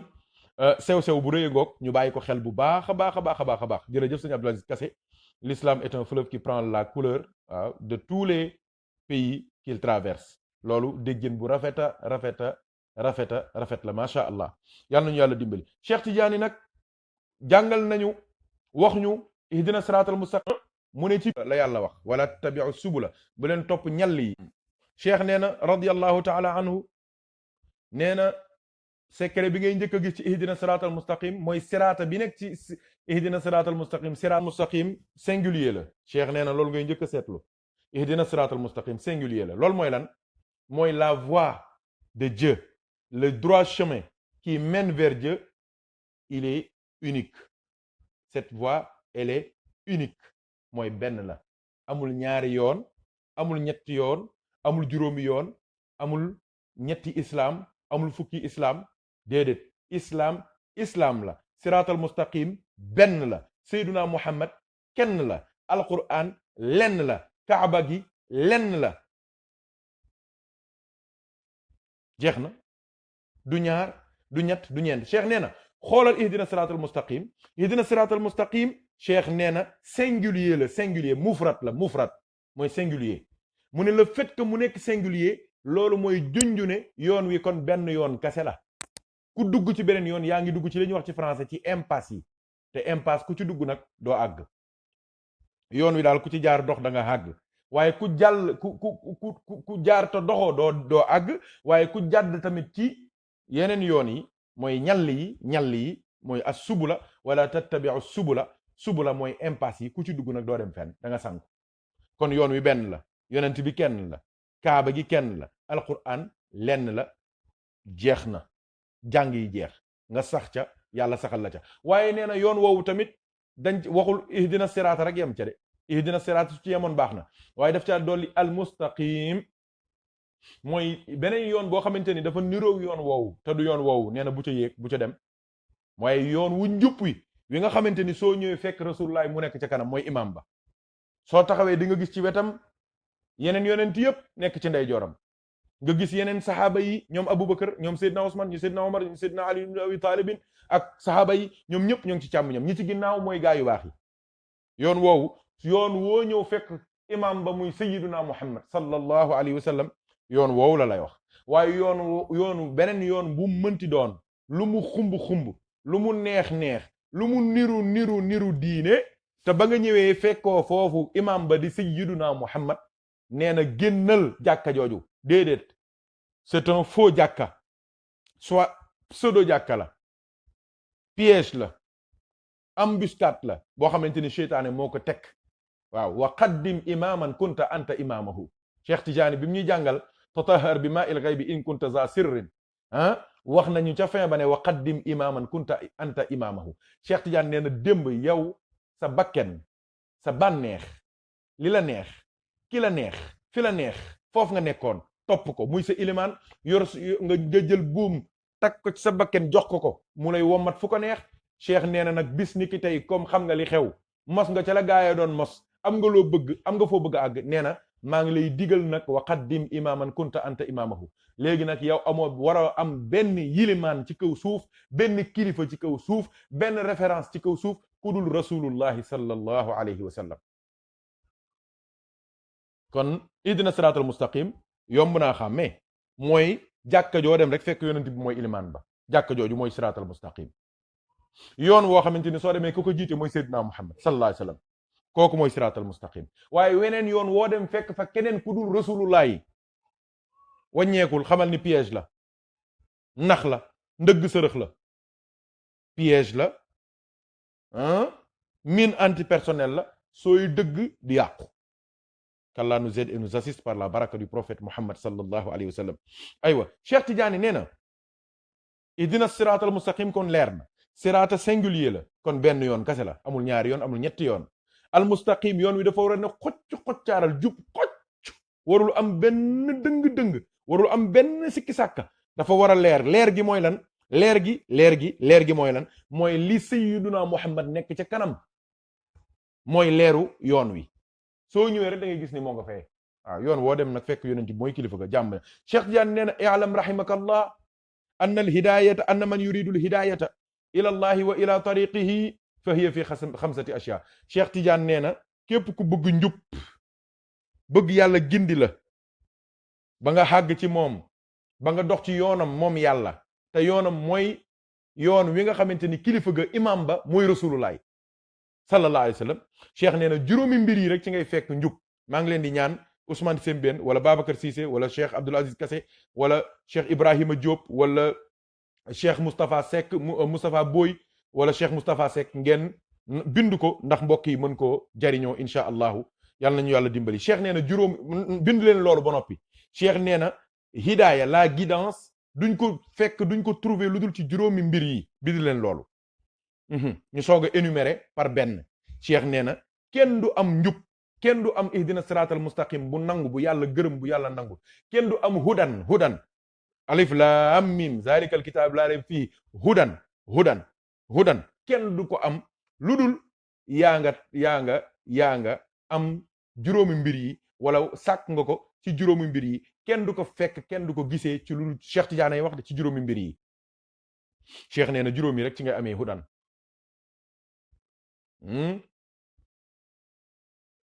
waaw Cheikh nee na juróomi mbir yi ci ngay amee njub waaw juróomi mbir yi ci ngay amee njub juróomi mbir yi ci ngay amee njub te ihdina sax soo ko xoolee juróomi lettre la ihdina juróomi lettre la Cheikh nee na ihdina siraatal mustaqim bu yàlla nangu yaa mënoo ko amee lu dul ci juróom mbir yi Cheikh nee na ba ci njëkk awwaluha Cheikh Tidiane ay wax al imaanu al kaamilu billahi taala moo ngoog jërëjëf al imaanu billahi taala al imaanu al kaamilu billahi taala waaw al iman al kaamil waaw une foi parfaite Cheikh nee na premier mbir mi nga xamante ni fa la ñuy amee njub cheikh nee na premier mbir mi mooy une foi parfaite al imaanul kaamilu billahi taala cheikh nag lu mu wax mu ngi ko teg ci alquran baa mu teg ko ci sunna moo tax ci saasi mu indil ñu aaya alquran bi nga xamante ni moo justifié ne képp ku am ngëm yàlla bu wóor nga gëm yàlla gëm yonent bi ak yonent yi gëm te alquran ak téere yi gëm malaayika gëm yowmal qiyaam gëm dogal bu naqari ak bu neex gis nga juróom benn yi soo ko boolee ngëm ko te muy nekk lu wér nga am xaqiqatul iman cheikh nee na da ngay mujj yàlla defal la njub ku am ngëm rek da nga am njub yàlla moo wax ci alquran ne wa inna allaha la haadi alladina amanu ila siratin mustaqim justificatif bangoog ne vous en faites pas je vais après cela traduire ça en français inchallah donc ne vous en faites pas je vais traduire ça en français inchallah taala dans quelques minutes inchallah quand je finis les cinq points donc le premier point Cheikh Tidiane nee na mooy al imaanul kaamilu billahi tabaraka wa taala yàlla nee na wa inna allaha naka yàlla la haadi dina jubal déggal inna allaha naka yàlla la haadi dina jubal alladina ña nga xamante ni amanu am nañ dëggi ngëm yàlla juróom benn point ngëm yàlla yépp dañ koo am duñ bokkaale yàlla mukk dëggi tawxiid lañu am te ñoom ñooñu yàlla nee na fan la leen di jubale mooy di leen di jubale ila siraati mustaqim ca yoon wa nga xamante ni mooy jubale xocc ku ko topp dem aljanna yàlla wax na ci beneen aaya Cheikh Tidiane ay wax de Cheikh Tidiane nee na yàlla wax na ci beneen aaya ne wa man yumin billahi yahdi qalbahu képp koo xamante ni am nga imaan yàlla dina gindi sa xol waaw kon imaan sa waay du caaxaan mooy la foi ngëm dafa am solo Cheikh Tidiane nee na yàlla nee na ci alquran wa man yumin billahi yahdi qalbahu képp ku gëm yàlla dëggi imaan yàlla dina dalal sa xel ba jubal sa xel dina gindi sa xel ba orienté sa xol dina orienté sa xol ba nga mujj am al hidaaya kon al hidaaya bokk na ci li koy maye Cheikh Tidiane mu ne al imaanul kaamilu une foi parfaite Cheikh Tidiane nee na ñaareelu mbir mi nga xamante ni day maye njub di maye hidaaya di maye hudan di nangul ihdina siraatal mustaqim Cheikh Tidiane nee na ñaareel ba mooy al inaabatu mooy un retour sincère vers Allah un retour sincère vers Allah mooy al inaabatu retour sincère vers Allah une iman kamil une foi parfaite envers le Seigneur jërëjëf Cheikh Moustapha Boy waaw ma ngoog Cheikh Tidiane nee na yàlla nañu yàlla may jub amin seen waaw mën ngeen di bind en commentaire li may wax Mamadou ndax nit ñi mën cee barkeelu bu baax surtout ñi déggul français ndax dinaa ko def français mais en attendant ngeen bind ko en commentaire Cheikh Tidiane nee na premier bi mooy al imanul kamil une foi parfaite Cheikh Tidiane nee na ñaareel bi mooy al inabatu ila allahi jalla wa ala bil iqbali alayhi dawman wal i'radu amman siwaahu Cheikh Tidiane nee na ñaareel bi nga xamante ni mooy maye njub di ihdina siraatal mustaqim di hudan nee na mooy dellu ci yàlla jublu ci yàlla mooy nga jublu ci yàlla sidqu tawajjuhi ilallah nga ne daal man daal yàlla daal moo ma ñor man daal fi ne nii jaamu yàlla topp yàlla wéetal yàlla bañ ko bokkaale sopp yonent bi topp yonent bi daal mooy sama àdduna li ci des yëpp bàyyi naa ko bàyyi naa pomi bàyyi naa caaxaani bàyyi naa yëpp te loolu muy dëgg ci sa biir xol Cheikh Tidiane nee na képp ku ko def rek yàlla dina la gindi ndax yàlla moo wax ne allahu yajtabi ilayhi man yashaa'u waaye aaya balam jeexee moo dalal xel ya moo neex Cheikh nee na wa yahdi ilayhi man yunibu yàlla nee na wa yahdi yàlla mooy tànn ku ko neex def ko yonent mooy tànn ku ko neex def ko waliyu mooy tànn ku ko neex def ko xutbu zaman mooy tànn ku ko neex def ko lu ko neex ci ay cëri yàlla waaye nee na wa yahdi ilayhi man yunibu képp ku góorgóorlu tamit di jéem a jublu lu ci yàlla moom dina la gindi ba teg la ci yoon yàlla nañu yàlla dimbali kon ñaareel baa ngoog mooy al inabatu mooy un retour sincère vers Dieu vers Allah subhanahu wa taala Cheikh Tidiane nee na ñetteel bi maye njub Cheikh nee na mooy mujahadatu nafsi ala taati llahi azza wa jalla bi ijtinabi nawahi wa tarbidi nafsi an awsaafiha hatta tujiba ila al awsaafi alhamidati wa iqamatiha lillahi azza wa jal ala ma yuridu wa yarda. al inabatu ila allahi. waaw waaw retour sincère vers Allah. waaw koy dellu ci yàlla bu wér mooy maye njub. jërëjëf Cheikh Moustapha Boy. waaw nii de la ñuy liggéeyee Cheikh Tidiane. bu leen xeeb li ngeen di def de commentaire bi nga def nii ay junni biir bàmmeel tuyaaba boobu ay junni nit mën nañ koo gis liir ko gindee ko ca tuyaaba boobu ëllëg nga ko gis sa biir bàmmeel. Cheikh Tidiane nee na ñetteel bi mayee njub nee na mujahadatu nafsi la mu ne mooy xeex ak sa bakken. waaw mooy nga xeex ak sa bakken nee na ba fexe tënk ko. waaw waaw waaw waaw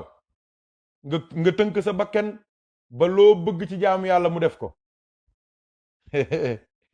nee na mujahadatu nafsi ala taati llahi azza wa jal bi ijtinaabi nawahi ci bàyyi ay tereem moom yàlla. wa tarbidi nafsi nee na ak di yar sa bakken ak di ko fóot ak di ko raxas ak di ko bomb ak di ko assainir an awsaafiha ci ay meloom yu bon ya. waaw al awsaaf az-zamima nga dindi ko ci sa bakken xata tujiba ba bakken ba mujj wuyu ba mujjee nangu ilal awsaafil xamidati ci jikko yu tedd ya ci vertu ya ak valeur ya ak comportement yu baax ya. wa iqamatiha lillahi azza wa jal nga fexe nag ba bakken bi nga ànd ak moom jébbalu ci yàlla jublu ci yàlla te ba nga xamante ni lépp lu yàlla bëgg nga nekk ca lu mu bëggul doo ca nekk. mooy lan jëfe ndigal bàyyi tere. lépp loo xamante ni sa bakken neen la def ko nga ko def ko yàlla ne la bu ko def nga topp yàlla bàyyi sa bakken jeex na. nga am yàlla muy sa borom te bañ sa bakken muy sa borom. ndax képp koo xamante ni sa bakken ngay topp sa bànneex ngay topp cheikh yonent yàlla Muhammad nee na sallallahu alayhi wasallam amul benn kenn kuy wutal yàlla ndend ci bakken bu ñu topp. nee na amul kuy jéem a def yàlla morom ci kaw suuf ci ci lu ëpp bakken bu ñu topp. waaw ku topp sa bakken rek xamal ni yaa ngi ci dëggi bokkaale yàlla. waaw loolu mooy lan mbokk yi loolu mooy lan mooy lu neex te yàlla bëggul bàyyil. lu niin te yàlla bëggul bàyyil. lu xees te yàlla bëggul bàyyil. jabaru jàmbur bàyyil. xaalisu jàmbur bàyyil. derub jàmbur bàyyil. doomi jàmbur bàyyil. jóg fajar yombul góorgóorlu ca. zikkar yombul góorgóorlu ca. julli say waxtu julli say julli juróom ci waxtu yombul góorgóorlu ca. jëw bàyyi ko yombul góorgóorlu ca. fen bàyyi ko yombul góorgóorlu ca. soxor bàyyi ko yombul góorgóorlu ca. cheikh nee na yii képp ku ci góorgóorlu da ngay mujj yàlla defal la njub. cheikh nee na mujahadatu nafsi ala taati llahi azza wa jal bi ijtinaabi nawahi wa tarbidi nafsi an awsaafiha hatta tujiba ila al awsaafi alhamidati wa iqamatiha lillahi azza wa jal ala ma yuridu. ma ngoog Cheikh Tidiane nee na képp kuy góorgóorlu ci sa bakken di ko noot ci lu mu bëgg di def li yàlla bëgg nee na da ngay mujj rek yàlla defal la njub. ñu ne ko waa Cheikh Tidiane lan mooy sa référence station bu rëy bii nga def. Cheikh Tidiane wala allah la maal borom bi tabaraka wa taala nee na lu jëm ci man allahu taala anhu dernahum subulana wa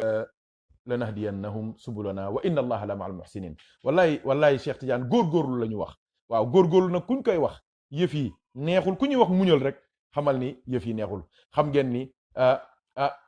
yéen ña nekk ci Sénégal de daanaka tabarakallahu ku ci góorgóorlu tuuti yàlla dimbali la. donc daanaka lii ñun ñii nga xamante ni ñoo ngi ci àll bi sedd bi wër ñu stress bi wër ñu fitna yi wër ñu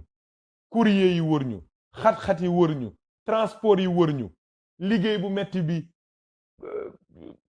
yéefar yi kenn xamul. waaye Cheikh nee na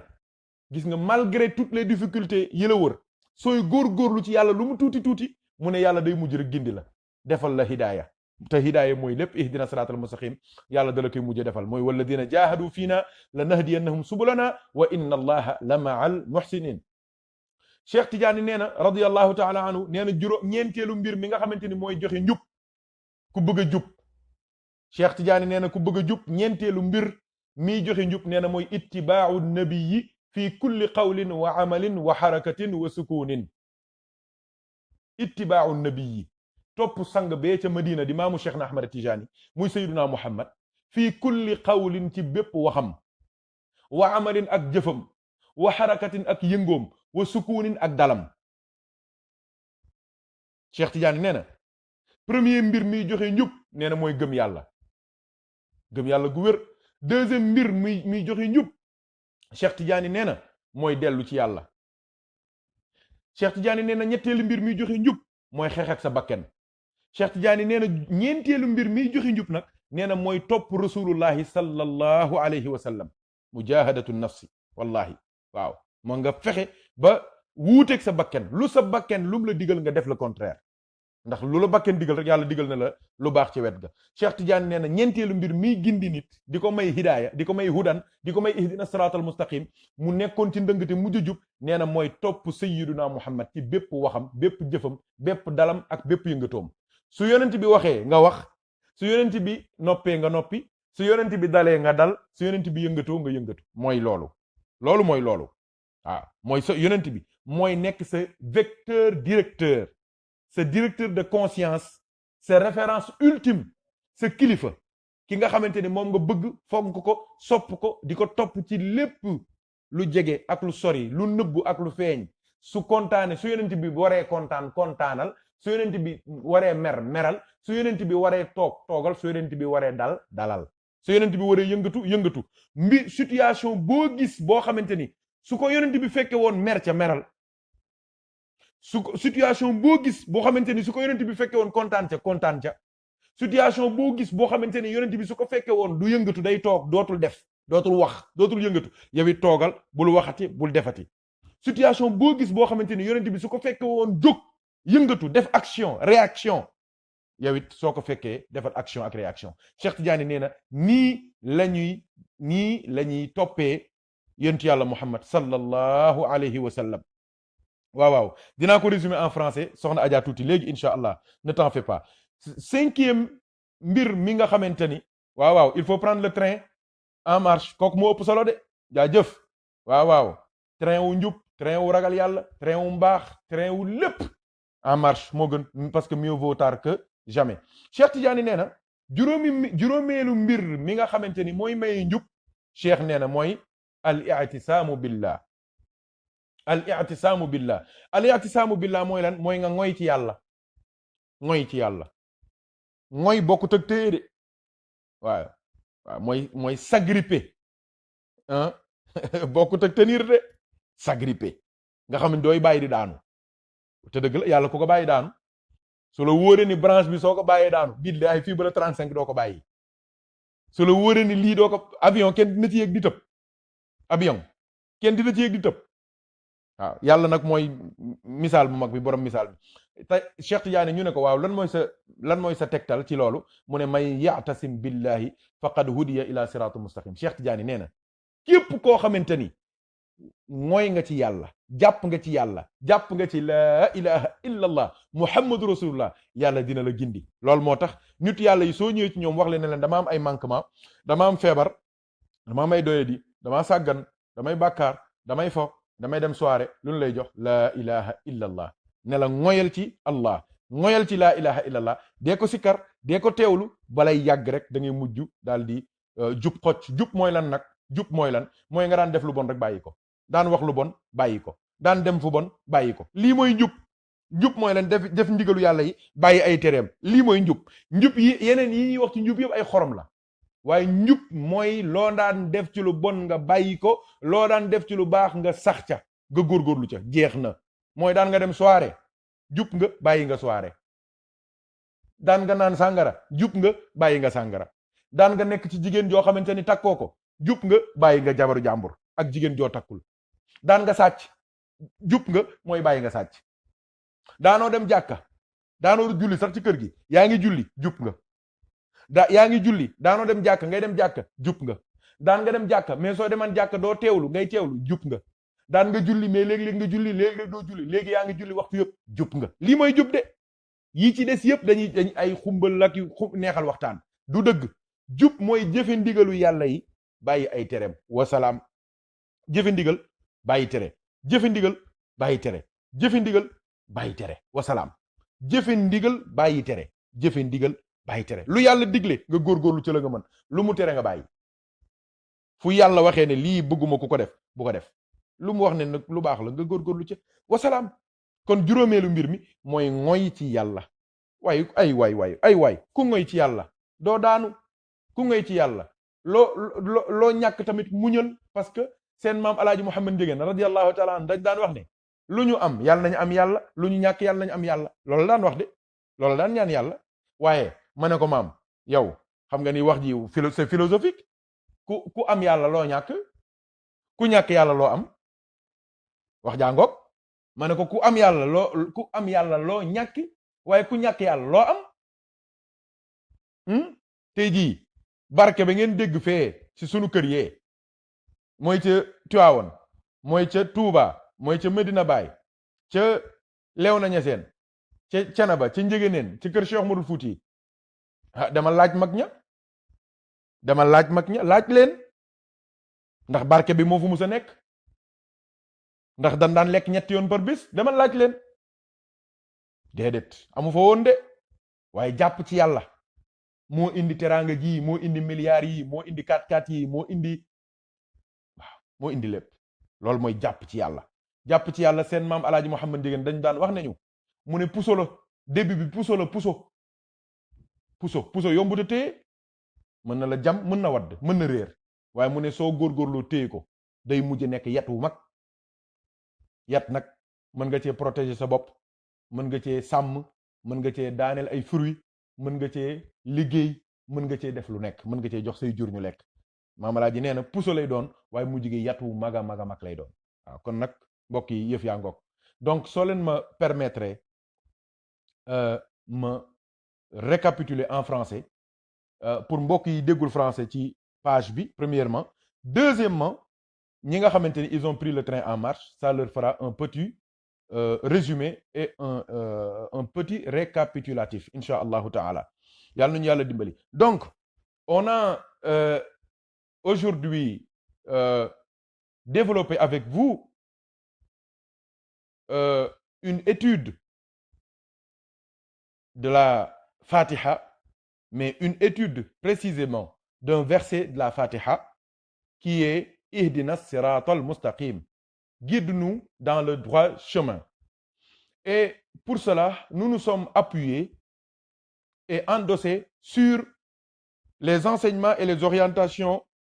du Khatm Tijani, Cheikh Sayyidi Ahmad Tijani, radiyallahu ta'ala anhu, qui, il faut le dire, revêt d'un caractère singulier et très rare quant à sa haute dimension spirituelle, quant à sa façon inégalée et inégalable d'expliquer et d'expliciter les versets du Saint-Coran, surtout les versets qui représentent certaines difficultés quant à leur compréhension, mais aussi la sunna du prophète Sayyiduna Muhammad sallallahu alayhi wa sallam. Cheikh Tijani, radiyallahu ta'ala anhu, a répondu à certaines questions qui taraudaient les esprits des awliya de toutes les époques. Il les a répondu. Il a répondu à ces questions. Il leur a répondu de manière très rapide, très claire, très précise, très nette, très concise, mais le plus beau dans tout ça, de manière très gratuite. Et c'est dans cette perspective que j'ai dit que c'est bien beau de parler de la haute dimension de Cheikh Tijani, de sa katmiya, de sa khatmiya, de sa fardiya, de sa ghawthiya, de sa qutbaniya. C'est beau. Ça fait du plaisir. Ça encourage les disciples à encore s'attacher, à encore aimer Cheikh Tijani et sa voix. Mais aussi, il faut, à mon avis, souvent se plonger dans les enseignements et les écrits de Cheikh Tijani pour montrer cette supériorité qui est acceptée de tous les awliya. Pourquoi? Parce que eux-mêmes, ils se référaient à Cheikh Tijani pour pouvoir comprendre le Coran et certaines paroles du prophète Sayyidina Muhammad sallallahu alayhi wa sallam. C'est pour cela qu'on a choisi cet éclairage, ce projecteur de Cheikh Tijani radiallahu anhu pour répondre, pour expliquer et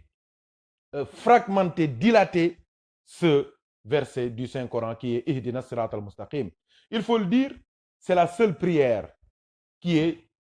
émise de manière expresse dans Surat al-Fatiha. Tout le reste, c'est des déclarations et des louanges à Allah subhanahu wa ta'ala et de l'histoire par rapport aux peuples qui ont précédé le peuple du prophète Sayyidina Muhammadin sallallahu alayhi wa sallam. Donc, Ihdina Sirat al-Mustaqim, Cheikh Tidjani a commencé par nous dire que, en regardant Ihdina Sirat al-Mustaqim, en regardant l'arabe, même le français, on a utilisé le singulier. Parce que Sirata al-Mustaqim, c'est du singulier. Cheikh Tidjani nous dit que c'est ça qui nous montre que la voie qui mène vers Dieu, elle est unique. Et il nous a donné la preuve et une orientation très nette et très claire qui nous permet de savoir si on est sur la voie ou bien si on n'est pas sur cette voie. Et on lui a demandé, il a dit, وَقَدِّمْ إِمَامًا كُنْتَ أَنْتَ إِمَامَهُ. Cheikh Tidjani, il dit, si tu cherches la Sirat al-Mustaqim c'est une mosquée. Mais cette mosquée-là, si tu veux savoir si c'est la vraie mosquée que tu cherches ou bien c'est pas la mosquée que tu cherches, regarde l'imam. Regarde l'imam qui est sur la chaire pour faire sa khutbah. Regarde l'imam qui dirige la prière. Si l'imam est le prophète Muhammad sallallahu alayhi wa sallam, sache que tu es sur la Sirat al-Mustaqim. Si c'est un autre imam, sache que c'est un usurpateur, un arnaqueur, un traître, quelqu'un qui se fait passer pour le prophète, un usurpateur qui usurpe l'identité du prophète sallallahu alayhi wa sallam, qui n'est pas usurpable, sallallahu alayhi wa sallam, parce que c'est une identité unique. Il y a quelqu'un qui veut prendre sa place et qui veut dévier les gens de la voie du prophète. Donc, c'est très clair, c'est très simple, c'est très facile, c'est très prenable pour savoir si la Sirat al-Mustaqim, elle est là. Il faut regarder celui qui est devant. Si celui qui est devant est le prophète Muhammad, dis Alhamdulillah et suis ta voie, continue ta voie. Si celui-là n'est pas le prophète Muhammad sallallahu alayhi wa sallam, quelle que soit la beauté, quel que soit le bruit, quel que soit le brouhaha, quel que soit le cliquetis, quel que soit la beauté clinquante qui est là-bas, quel que soit les strass qui sont là, quelles que soient les décorations, quel que soit le vernis, quelle que soit la peinture, sache que c'est un piège du shaitan. C'est un piège, c'est un piège du shaitan. C'est une mine antipersonnelle. Il suffit de poser les pieds et tu es foutu à jamais. Donc, l'imam de cette voie, c'est le prophète Muhammad sallallahu alayhi wa sallam. L'imam de la Sirat al-Mustaqim, c'est le prophète Muhammad. La voie est unique. Le guide, l'imam de cette voie, il est unique, c'est le prophète Muhammad sallallahu alayhi wa sallam. Le livre de cette voie est unique, c'est le Coran. La direction de cette voie, elle est unique, c'est la Kaaba, c'est la Qibla sallallahu alayhi wa sallam. C'est pour cela que Cheikh Tidjani nous a dit que cette voie elle est unique. Mais Cheikh Tidjani nous dit aussi, il faut savoir aussi que cette voie, en plus d'être unique, d'être dirigée par le prophète Mohammed, c'est une voie qui est claire, qui est pure, qui est droite. C'est une voie qui est droite. Hein? Donc, elle n'est pas zigzaguée, elle n'est pas oblique, elle n'est pas verticale, mais c'est une voie droite, claire et nette. Il n'y a aucune impasse sur cette voie. C'est une voie qui est unique. C'est une voie qui est unique. Et le seul maître, c'est le prophète Mohammed sallallahu alayhi wa sallam. Donc, al-Mustaqim, ça signifie cela. Cheikh Tidjani nous dit aussi que, radiyallahu ta'ala anhu, cette voie, cette prière qui est répétée, salmodiée, chantée, criée partout dans le monde, Ihdina Sirat al-Mustaqim. L'imam de la Mecque dit Ihdina Sirat al-Mustaqim. Le grand calife à Tivaouane, il dit Ihdina Sirat al-Mustaqim. À Touba, il dit Ihdina Sirat al-Mustaqim. À Medina Baye, il dit Ihdina Sirat al-Mustaqim. Les Muqaddam disent Ihdina Sirat al-Mustaqim. Les Awliya, ils disent Ihdina Sirat al-Mustaqim. À Fès, on dit Ihdina Sirat al-Mustaqim.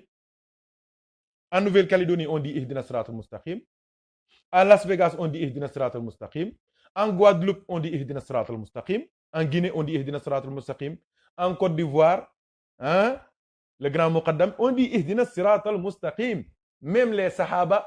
même Cheikh Sidi Ahmed Tijani, il dit Ihdina Sirat al-Mustaqim. Cheikh Abdul Qadir Jilani, il dit Ihdina Sirat al-Mustaqim. Sidi Ibrahim Rayahi, il dit Ihdina Sirat al-Mustaqim. Cheikh Ma'rouf al-Karhi, il dit Ihdina Sirat al-Mustaqim. Daouda Ta'i, Youssouf al-Ajami, hein? Abu Yazid al-Bustami, il dit Ihdina Sirat al-Mustaqim. Cheikh Abdul Qadir Jilani, il dit Ihdina Sirat al-Mustaqim. Hassan al-Basri, il dit Ihdina Sirat al-Mustaqim. Les Sahaba disaient Ihdina Sirat al-Mustaqim. Imam Malik, il disait Ihdina Sirat al-Mustaqim. Ahmad ibn Hanbal, il disait Ihdina Sirat al-Mustaqim. Donc, si tous les hommes de Dieu, même le prophète sallallahu alayhi wa sallam, quand il priait, il disait Ihdina Sirat al-Mustaqim, guide-nous sur le droit chemin. Et celui qui dit guide-nous, c'est parce qu'il est égaré. Et personne ne va me dire que le prophète, quand il disait Ihdina Sirat al-Mustaqim, c'est parce qu'il était égaré. Du tout, non et jamais. C'est impossible. Parce que c'est lui-même le symbole de la guidance. C'est lui-même le symbole de la droiture. C'est lui-même le symbole de la rectitude. Sallallahu alayhi wa sallam. Donc, il ne peut pas demander la guidance parce qu'il était perdu. Jamais il était égaré. Égaré. Jamais. Cheikh Al-Hajj Omar Fouti, il dit le prophète qui doit guider tout le monde ne peut pas s'égarer, ne peut pas se perdre. Celui qui doit purifier le monde ne peut pas être souillé. C'est pas possible. C'est pour cela. Ihdina Sirat al-Mustaqim pour le prophète, Ihdina Sirat al-Mustaqim pour les Sahaba, Ihdina Sirat al-Mustaqim pour les Tabi'in, ceux qui ont suivi les Sahaba, Ihdina Sirat al-Mustaqim pour les Awliya, Ihdina Sirat al-Mustaqim pour l'imam de la Mecque, Ihdina Sirat al-Mustaqim pour nos valeureux cheikhs, Ihdina Sirat al-Mustaqim pour le musulman lambda, n'a pas la même signification. Ihdina Sirat al-Mustaqim pour le prophète Mohammed sallallahu alayhi wa sallam, ça signifie guide ma communauté. Parce que le prophète sallallahu alayhi wa sallam est déjà guidé, c'est le symbole de la guidance. Quand Allah lui dit je t'ai pardonné tous tes péchés, ces péchés, ce n'est pas les péchés du prophète Mohammed. Mohammed n'a pas de péché. Il ne peut pas faire de péché. Dans son ADN, il n'y a pas de péché. Dans ses gènes, il n'y a pas de péché. Même s'il veut faire péché, il ne peut pas faire péché. Parce qu'il est conçu comme ça. Il ne peut pas faire péché. Il ne peut pas faire de péché. Il ne peut pas faire de bakar. Sallallahu alayhi wa sallam. C'est pour cela que quand Allah lui dit Inna fatahna laka fatham mubina ليغفر لك الله ما تقدم من ذنبك وما تأخر ويتم نعمته عليك ويهديك صراطا مستقيما. Quand Allah lui dit ça, qu'est-ce que cela signifie? Quand Allah lui dit je t'ai pardonné tes péchés qui sont antérieurs et tes péchés qui sont dans le futur,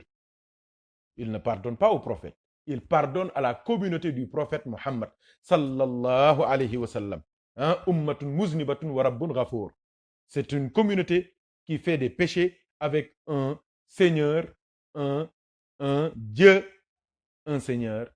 pardonneur qui pardonne tous les péchés de la communauté du prophète Muhammad sallallahu alayhi wa sallam. La taqnatu min rahmatillah, inna Allah yaghfiru dhunuba jami'an wa qul li ibadiy alladhina asrafu ala anfusihim la taqnatu min rahmatillah, inna Allah yaghfiru dhunuba jami'an. Allah, il pardonne tous les péchés de la communauté du prophète Muhammad sallallahu alayhi wa sallam. Qu'Allah nous pardonne et nous donne la guidance. Donc, qu'est-ce que je veux dire par là? Donc, les autres Sahaba, les autres Awliya qui disent Ihdina Sirat al-Mustaqim, ça signifie pour eux, c'est pas guide-nous parce que nous sommes égarés, mais maintiens-nous sur la voie, dans la voie. Maintiens-nous dans la voie. Ou bien ça signifie donne-nous la mort dans la voie. Donne-nous la mort dans la voie, qu'on meure dans la voie. Ou bien ça signifie ressuscite-nous dans la voie. Ou bien ça signifie guide-nous pour qu'on puisse voir le chemin du paradis le jour du jugement dernier. Guide-nous pour qu'on puisse traverser Sirat. Guide-nous pour qu'on puisse entrer au paradis avec le prophète Mohammed. C'est ça le sens de Ihdina Sirat al-Mustaqim. Contrairement à nous, pécheurs, à nous, faibles serviteurs d'Allah, nous, quand on dit Ihdina Sirat al-Mustaqim, c'est parce que justement, on est perdu, on est égaré, on est esclave et prisonnier de nos passions. On est esclave et prisonnier de nos âmes. On est esclave et prisonnier de tout ce qui est beau, de tout ce qui est clinquant, de tout ce qui est attirant, du luxe, hein, de ce qui ne nous appartient pas. C'est pour cela qu'on dit à Allah, Ihdina Siratal Mustaqim, donne-nous la guidance parce que nous sommes perdus, nous sommes égarés. Donc, c'est les deux choses que je voulais préciser avant de commencer l'autre communication par rapport aux enseignements de Cheikh Tijani, radiallahu anhu. Écoutons maintenant Cheikh Tijani. Cheikh Tijani, il dit qu'Allah te fasse miséricorde, oh mon frère. Mais celui qui veut avoir la guidance vers Allah, dans la voie d'Allah et dans le cheminement vers Allah, on peut trouver la guidance que dans 5 choses. Cheikh Tijani, il dit qu'on peut trouver la guidance, al-hidayah, Ihdina Sirat al-Mustaqim, ne se réalise chez quelqu'un qu'à travers 5 choses.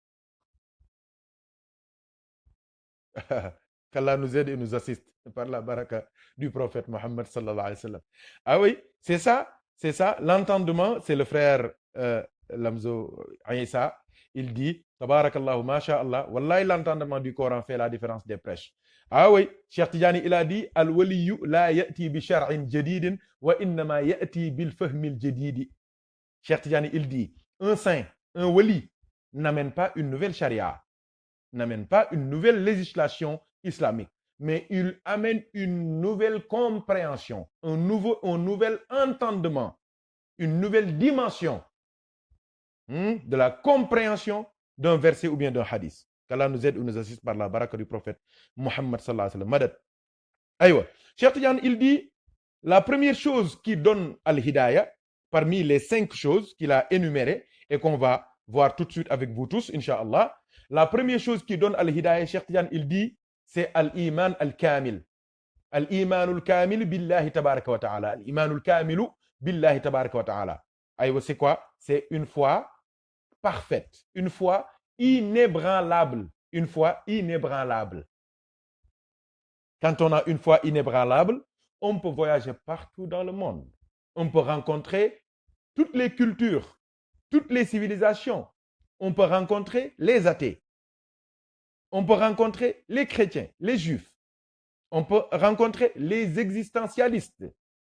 On peut rencontrer les philosophes. On peut rencontrer les psychanalystes. On peut rencontrer et discuter avec les psychologues et les sociologues. Et ceux qui sont animistes, ceux qui croient, les chamans, on peut discuter avec tout le monde. Pourquoi? Parce qu'on a une foi inébranlable. Qu'Allah nous donne une foi parfaite, une foi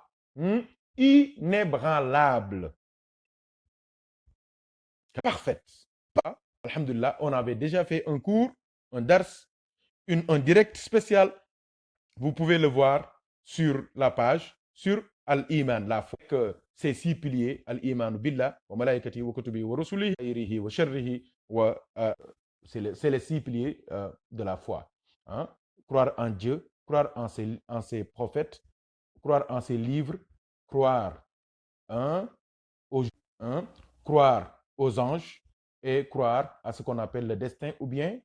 le maktoub, la destinée. Le qadar, khayrihi wa sharrihi. Aïwa. Donc, la foi parfaite, complète, inébranlable est une condition, est une chose qui peut donner al-hidayah, la guidance. Cheikh Tijani, il nous dit, la preuve est dans le Coran. Allah, il dit, wa inna Allah la hadi alladhina amanu ila sirat la sirat al-mustaqim. Et Allah guide, certes, Allah guide les gens qui ont une foi parfaite dans le droit chemin. Celui qui a une foi parfaite en Dieu, Allah guide son cœur, Allah lui donne al-hidayah, donne la as-sakina, la tranquillité, la quiétude du cœur pour que al-hidayah puisse s'exprimer. La deuxième chose qui donne la guidance, Allah Cheikh Tijani radiallahu anhu, il dit, c'est al-inabatu ila Allah azza wa jal bil iqbali alayhi dawman wa li'radu amman siwahu. La deuxième chose qui donne la guidance, c'est le fait de se retourner, hein, de se tourner de manière résolue, hein, avec sincérité vers Allah subhanahu wa ta'ala, et jamais se détourner de lui. Au contraire, se détourner de tout ce que Allah n'aime pas. Allah, il dit dans le Coran, yajtabi ilayhi man yasha'u wa yahdi ilayhi man yunibu. Allah, il dit, hein, il choisit qui il veut pour le faire, pour l'élever au grade de prophète ou bien de saint, mais aussi les gens qui font des efforts. Allah subhanahu wa ta'ala, c'est lui qui essaie de retourner vers Allah. Allah l'aide et l'assiste. Aïwa, Cheikh Tidiane, il dit, la première chose qui donne l'iman, c'est la foi parfaite. La deuxième chose, c'est le retour vers Dieu. La troisième chose qui donne maintenant l'iman, Cheikh Tidiane, il dit, mujahadatu nafsi ala ta'ati Allahi azza wa jal, bishtinab nawahi wa tarbidi an-nafsi ala awsafiha hatta tujiba ila al-awsaf al-hamidati wa iqamatiha lillahi azza wa jal ala ma yuridu. Aïwa. Cheikh Tidiane, il dit, la troisième chose qui donne maintenant al-hidayah, la guidance, qui donne ihdina sirat al-mustaqim, Cheikh Tidiane, il dit, c'est le fait de toujours se dévier des orientations de son âme, de son nafs, hein? Le fait de se battre, comme je dis souvent, la vie est une bataille, est une guerre perpétuelle entre le bien et le mal. Donc ton nafs, ton âme, ton ego, ton moi te demande toujours de faire des choses que Allah n'aime pas, de toucher des choses que Allah n'aime pas, d'aller dans des lieux que Allah n'aime pas. Et c'est ça qui fait que l'homme maintenant hérite de ses péchés, des mauvais comportements. Et ces mauvais comportements donnent une distance avec Allah subhanahu wa ta'ala. Et maintenant, Cheikh Tidiane, il dit, celui qui veut être guidé par Allah doit faire des efforts pour lutter contre son nafs. Et maintenant, cette lutte-là va lui ouvrir cette possibilité de pouvoir appliquer tout ce que Allah demande et d'avoir et de se vêtir, de se couvrir des valeurs et des vertus du prophète Sayyidina Muhammad sallallahu alayhi wa sallam, jusqu'à ce qu'il ait cette capacité de pouvoir faire tout ce que Allah demande de faire, qu'il ait cette capacité de pouvoir appliquer cela. La preuve est dans Surat Al-Ankabut, à la fin, وَالَّذِينَ جَاهَدُوا فِينَا لَنَهْدِيَنَّهُمْ سُبُلَنَا. Allah, il dit, les gens qui luttent pour nous, qui luttent dans notre voie, je vous certifie que ces gens-là, je vais les guider. Donc, nous allons les guider vers, dans notre voie. Donc, la guidance peut provenir des efforts qu'on fait pour suivre Allah. Et Allah, il dit, celui qui fait des efforts pour me suivre, je vais lui donner la guidance. Qu'Allah nous donne la guidance par la baraka du prophète Mohammed sallallahu alayhi wa sallam. Donc, la troisième chose, c'est les efforts pour se départir des carcans, de la prison, des passions, du péché, de la distance avec Dieu, hein, pour maintenant rencontrer les vertus et les valeurs du prophète Mohammed sallallahu alayhi wa sallam, qui te donnent la possibilité et la chance de pouvoir accepter et faire tout ce que Allah aime. Aïwa, Cheikh Tidiane, il dit que la quatrième chose maintenant qui donne al-hidayah, la guidance, c'est ittiba'un nabi fi kulli qawlin wa amalin wa harakatin wa sukunin. Aïwa, c'est le fait de suivre notre bien-aimé, le prophète Mohammed sallallahu alayhi wa sallam, fi kulli qawlin, dans toutes ses paroles, wa amalin, dans toutes ses actions, le prophète, wa harakatin, dans toutes ses mouvements, sallallahu alayhi wa sallam, wa sukunin, et dans tous ses calmes. Donc, quand le prophète est en mouvement, hein, sois en mouvement. Quand le prophète ne bouge pas, toi aussi ne bouge pas. Quand le prophète agit, toi agis. Quand le prophète réagit, réagis. Quand le prophète parle, parle. Quand le prophète se tait, tais-toi à jamais. Donc, Cheikh Tidiane, il dit, la quatrième chose qui donne al-hidayah, c'est le fait de suivre, d'imiter, d'avoir comme référence ultime notre bien-aimé, le prophète Sayyidina Muhammad sallallahu alayhi wa sallam. Et la preuve dans le Coran, Cheikh Tidiane, il dit que Allah, il dit, وَاتَّبَعُوهُ لَعَلَّكُمْ تَهْتَدُونَ. hein, suivez-le.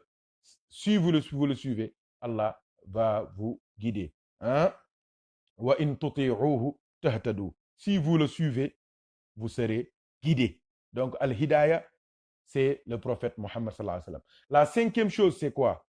La cinquième chose qui donne al-hidayah, Cheikh Tijani radiallahu anhu, il dit, c'est al-i'tisamu billahi azza wa jal, ma ya'tisim billah, le Coran, faqad hudiya ila sirat al-mustaqim. C'est celui-là qui s'agrippe, hein, qui, euh, qui, euh, qui est scotché, qui est collé à la ilaha illallah, à Allah subhanahu wa ta'ala. Aïwa, masha'Allah, Allah va le guider. Allah a dit ça dans le Coran. Donc, chers frères en Dieu,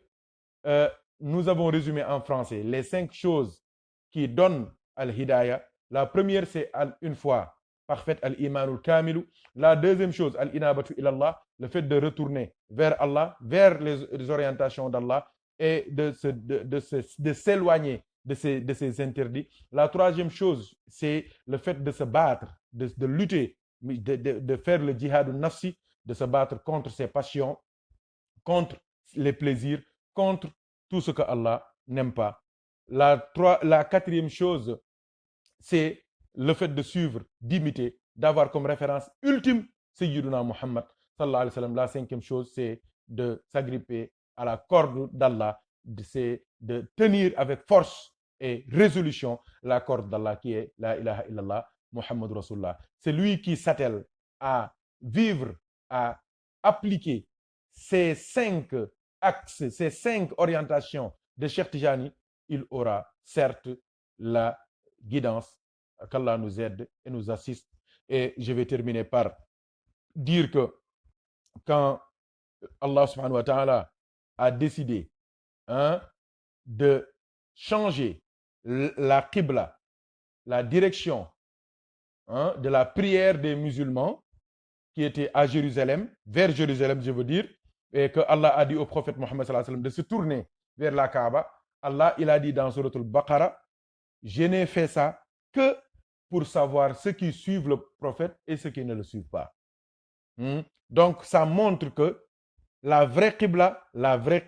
c'est le prophète Mohammed sallallahu alayhi wa sallam. Ce n'est ni Jérusalem, ni la Kaaba, mais c'est le prophète Mohammed sallallahu alayhi wa sallam. Parce que tu peux te tourner vers la Kaaba 150 milliards de fois. Si tu ne crois pas au prophète Mohammed sallallahu alayhi wa sallam, Allah ne te regarde pas. Donc, la vraie qibla, c'est le prophète. La vraie guidance, c'est le prophète Mohammed sallallahu alayhi wa sallam. La sirat al-mustaqim qu'on demande à Allah chaque jour, c'est le prophète Mohammed sallallahu alayhi wa sallam. C'est pour cela que dans la salat al-Fatihi, on dit Allahumma salli ala sayyidina Muhammadin al-Fatihi, Khatimi, Nasiri, mais on finit par Al-Hadi, Al-Hadi, Al-Hadi. C'est celui-là qui guide vers la voie d'Allah. Donc celui qui veut voir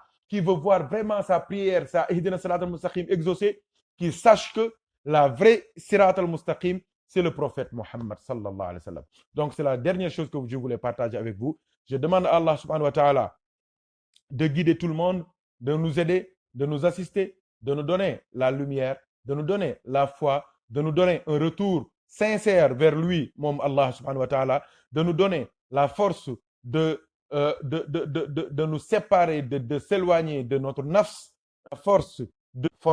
et nous assiste, qui nous aide partout, qui est sallallahu alayhi wa sallam, porte de la proximité avec le prophète Mohammed sallallahu alayhi wa sallam, que le prophète a toujours été imam dans toutes les conditions, que le prophète sallallahu alayhi wa sallam soit notre imam, que le prophète sallallahu alayhi wa sallam, quand on va mourir, soit notre imam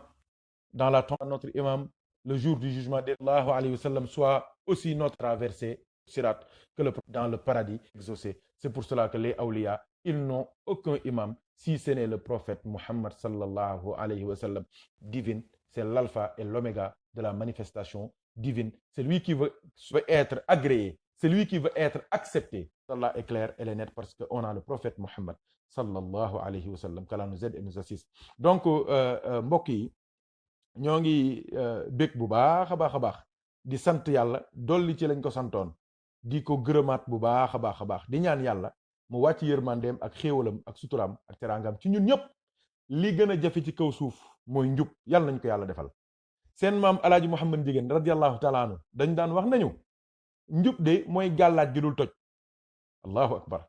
waaw foofu la ñuy tëjee de. maam alaaji nee na njub mooy gàllaaj gi dul toj. waaw gàllaaj léeg-léeg nga am ci yu baax de, léeg-léeg nga am tul bu baax, waaw fekk tul bi am na lu muy bañ de xamoo ko de, waaw am na lu muy bañ de xamoo ko de, waaw waaw maam alaaji nag nee na soo bëggee am gàllaaj goo xamante ni du toj mukk mukk mukk mukk fu mu toll day dox, nee na jubal. waaw imaamul Ghazali radiyallahu anhu dafa wax ne, déglu leen wax ji bu baax, te maa ngi ñaan mbokk yi bindkat yi képp ku ko dégg ci bindkat yi def leen ko commentaire bu leer ngeen bind ko. imaamul Ghazali nee na njub, nee na njub bu dul woon dara, nee na xel mu dal mi nekk ci njub rek waroon naa tax ñëpp jub. bind leen loolu bëgg naa ngeen bind ko. Cheikh Moustapha Boy wala Cheikh Moustapha Seck wala yeneen mbokk taalibe yi Mamadou Seen ak yéen ñëpp bind leen ko. imaamul Ghazali nee na su nekkul woon dara nee na bu dul woon li yàlla digle njub, li yonent bi digle njub, su nekkul woon yooyu yëpp nee na xel mu dal, tranquillité, esprit tranquille bi nekk ci njub, nee na waroon naa tax ñëpp jub. allahu akbar. alaaji Muhammad Njegen ne gën gi gàllaaj mooy njub. maam alaaji nee na gën gi gàllaaj mooy njub. imaamul Ghazali nee na njub, nee na su nekkul woon dara tamit, su nekkul woon li ko yàlla digle, nee na xel mu dal mi nekk ci njub rek xel mu dal. waaw moo ngi mel ni ngay tukki te say kayit wóorul, laa ilaha, wala ñu convoqué le dikk, wala gars yi wàcc sa kër. moo tax àdduna loo mënti nekkee, lu mënti xew ci yow, billahi soo jubee bis dina jot di nga xam ni loo mënti ñàkk tamit njuba ko gën, loo mënti am tamit njuba ko gën. waaw njub daal mooy lépp. waaw neexul nag, surtout jamono ji. waaw jamono ji jub ci neexul, parce que condition yi ñuy jubee dafa dajaloowul. caay-caay gi bari na, image yi bari na, pom yi bari na, pexe yi bari na, fit am na, te da ngay gis gaa yi am lu nekk, yor lu nekk, xam lu nekk, di ànd ak ku nekk. soo ñàkkee bopp nag da ngay yaakaar ni yow ci ñooñu nga bokk, fekk bokkoo ci ñooñu. ku bëgg yàlla, bëgg ëllëg yàlla gërëm la, yàlla kontaan ci yow, am na détails yoo xamante ni doo ci dugg mukk. da ngay def attention, da ngay wattu, da ngay def attention, da ngay wattu.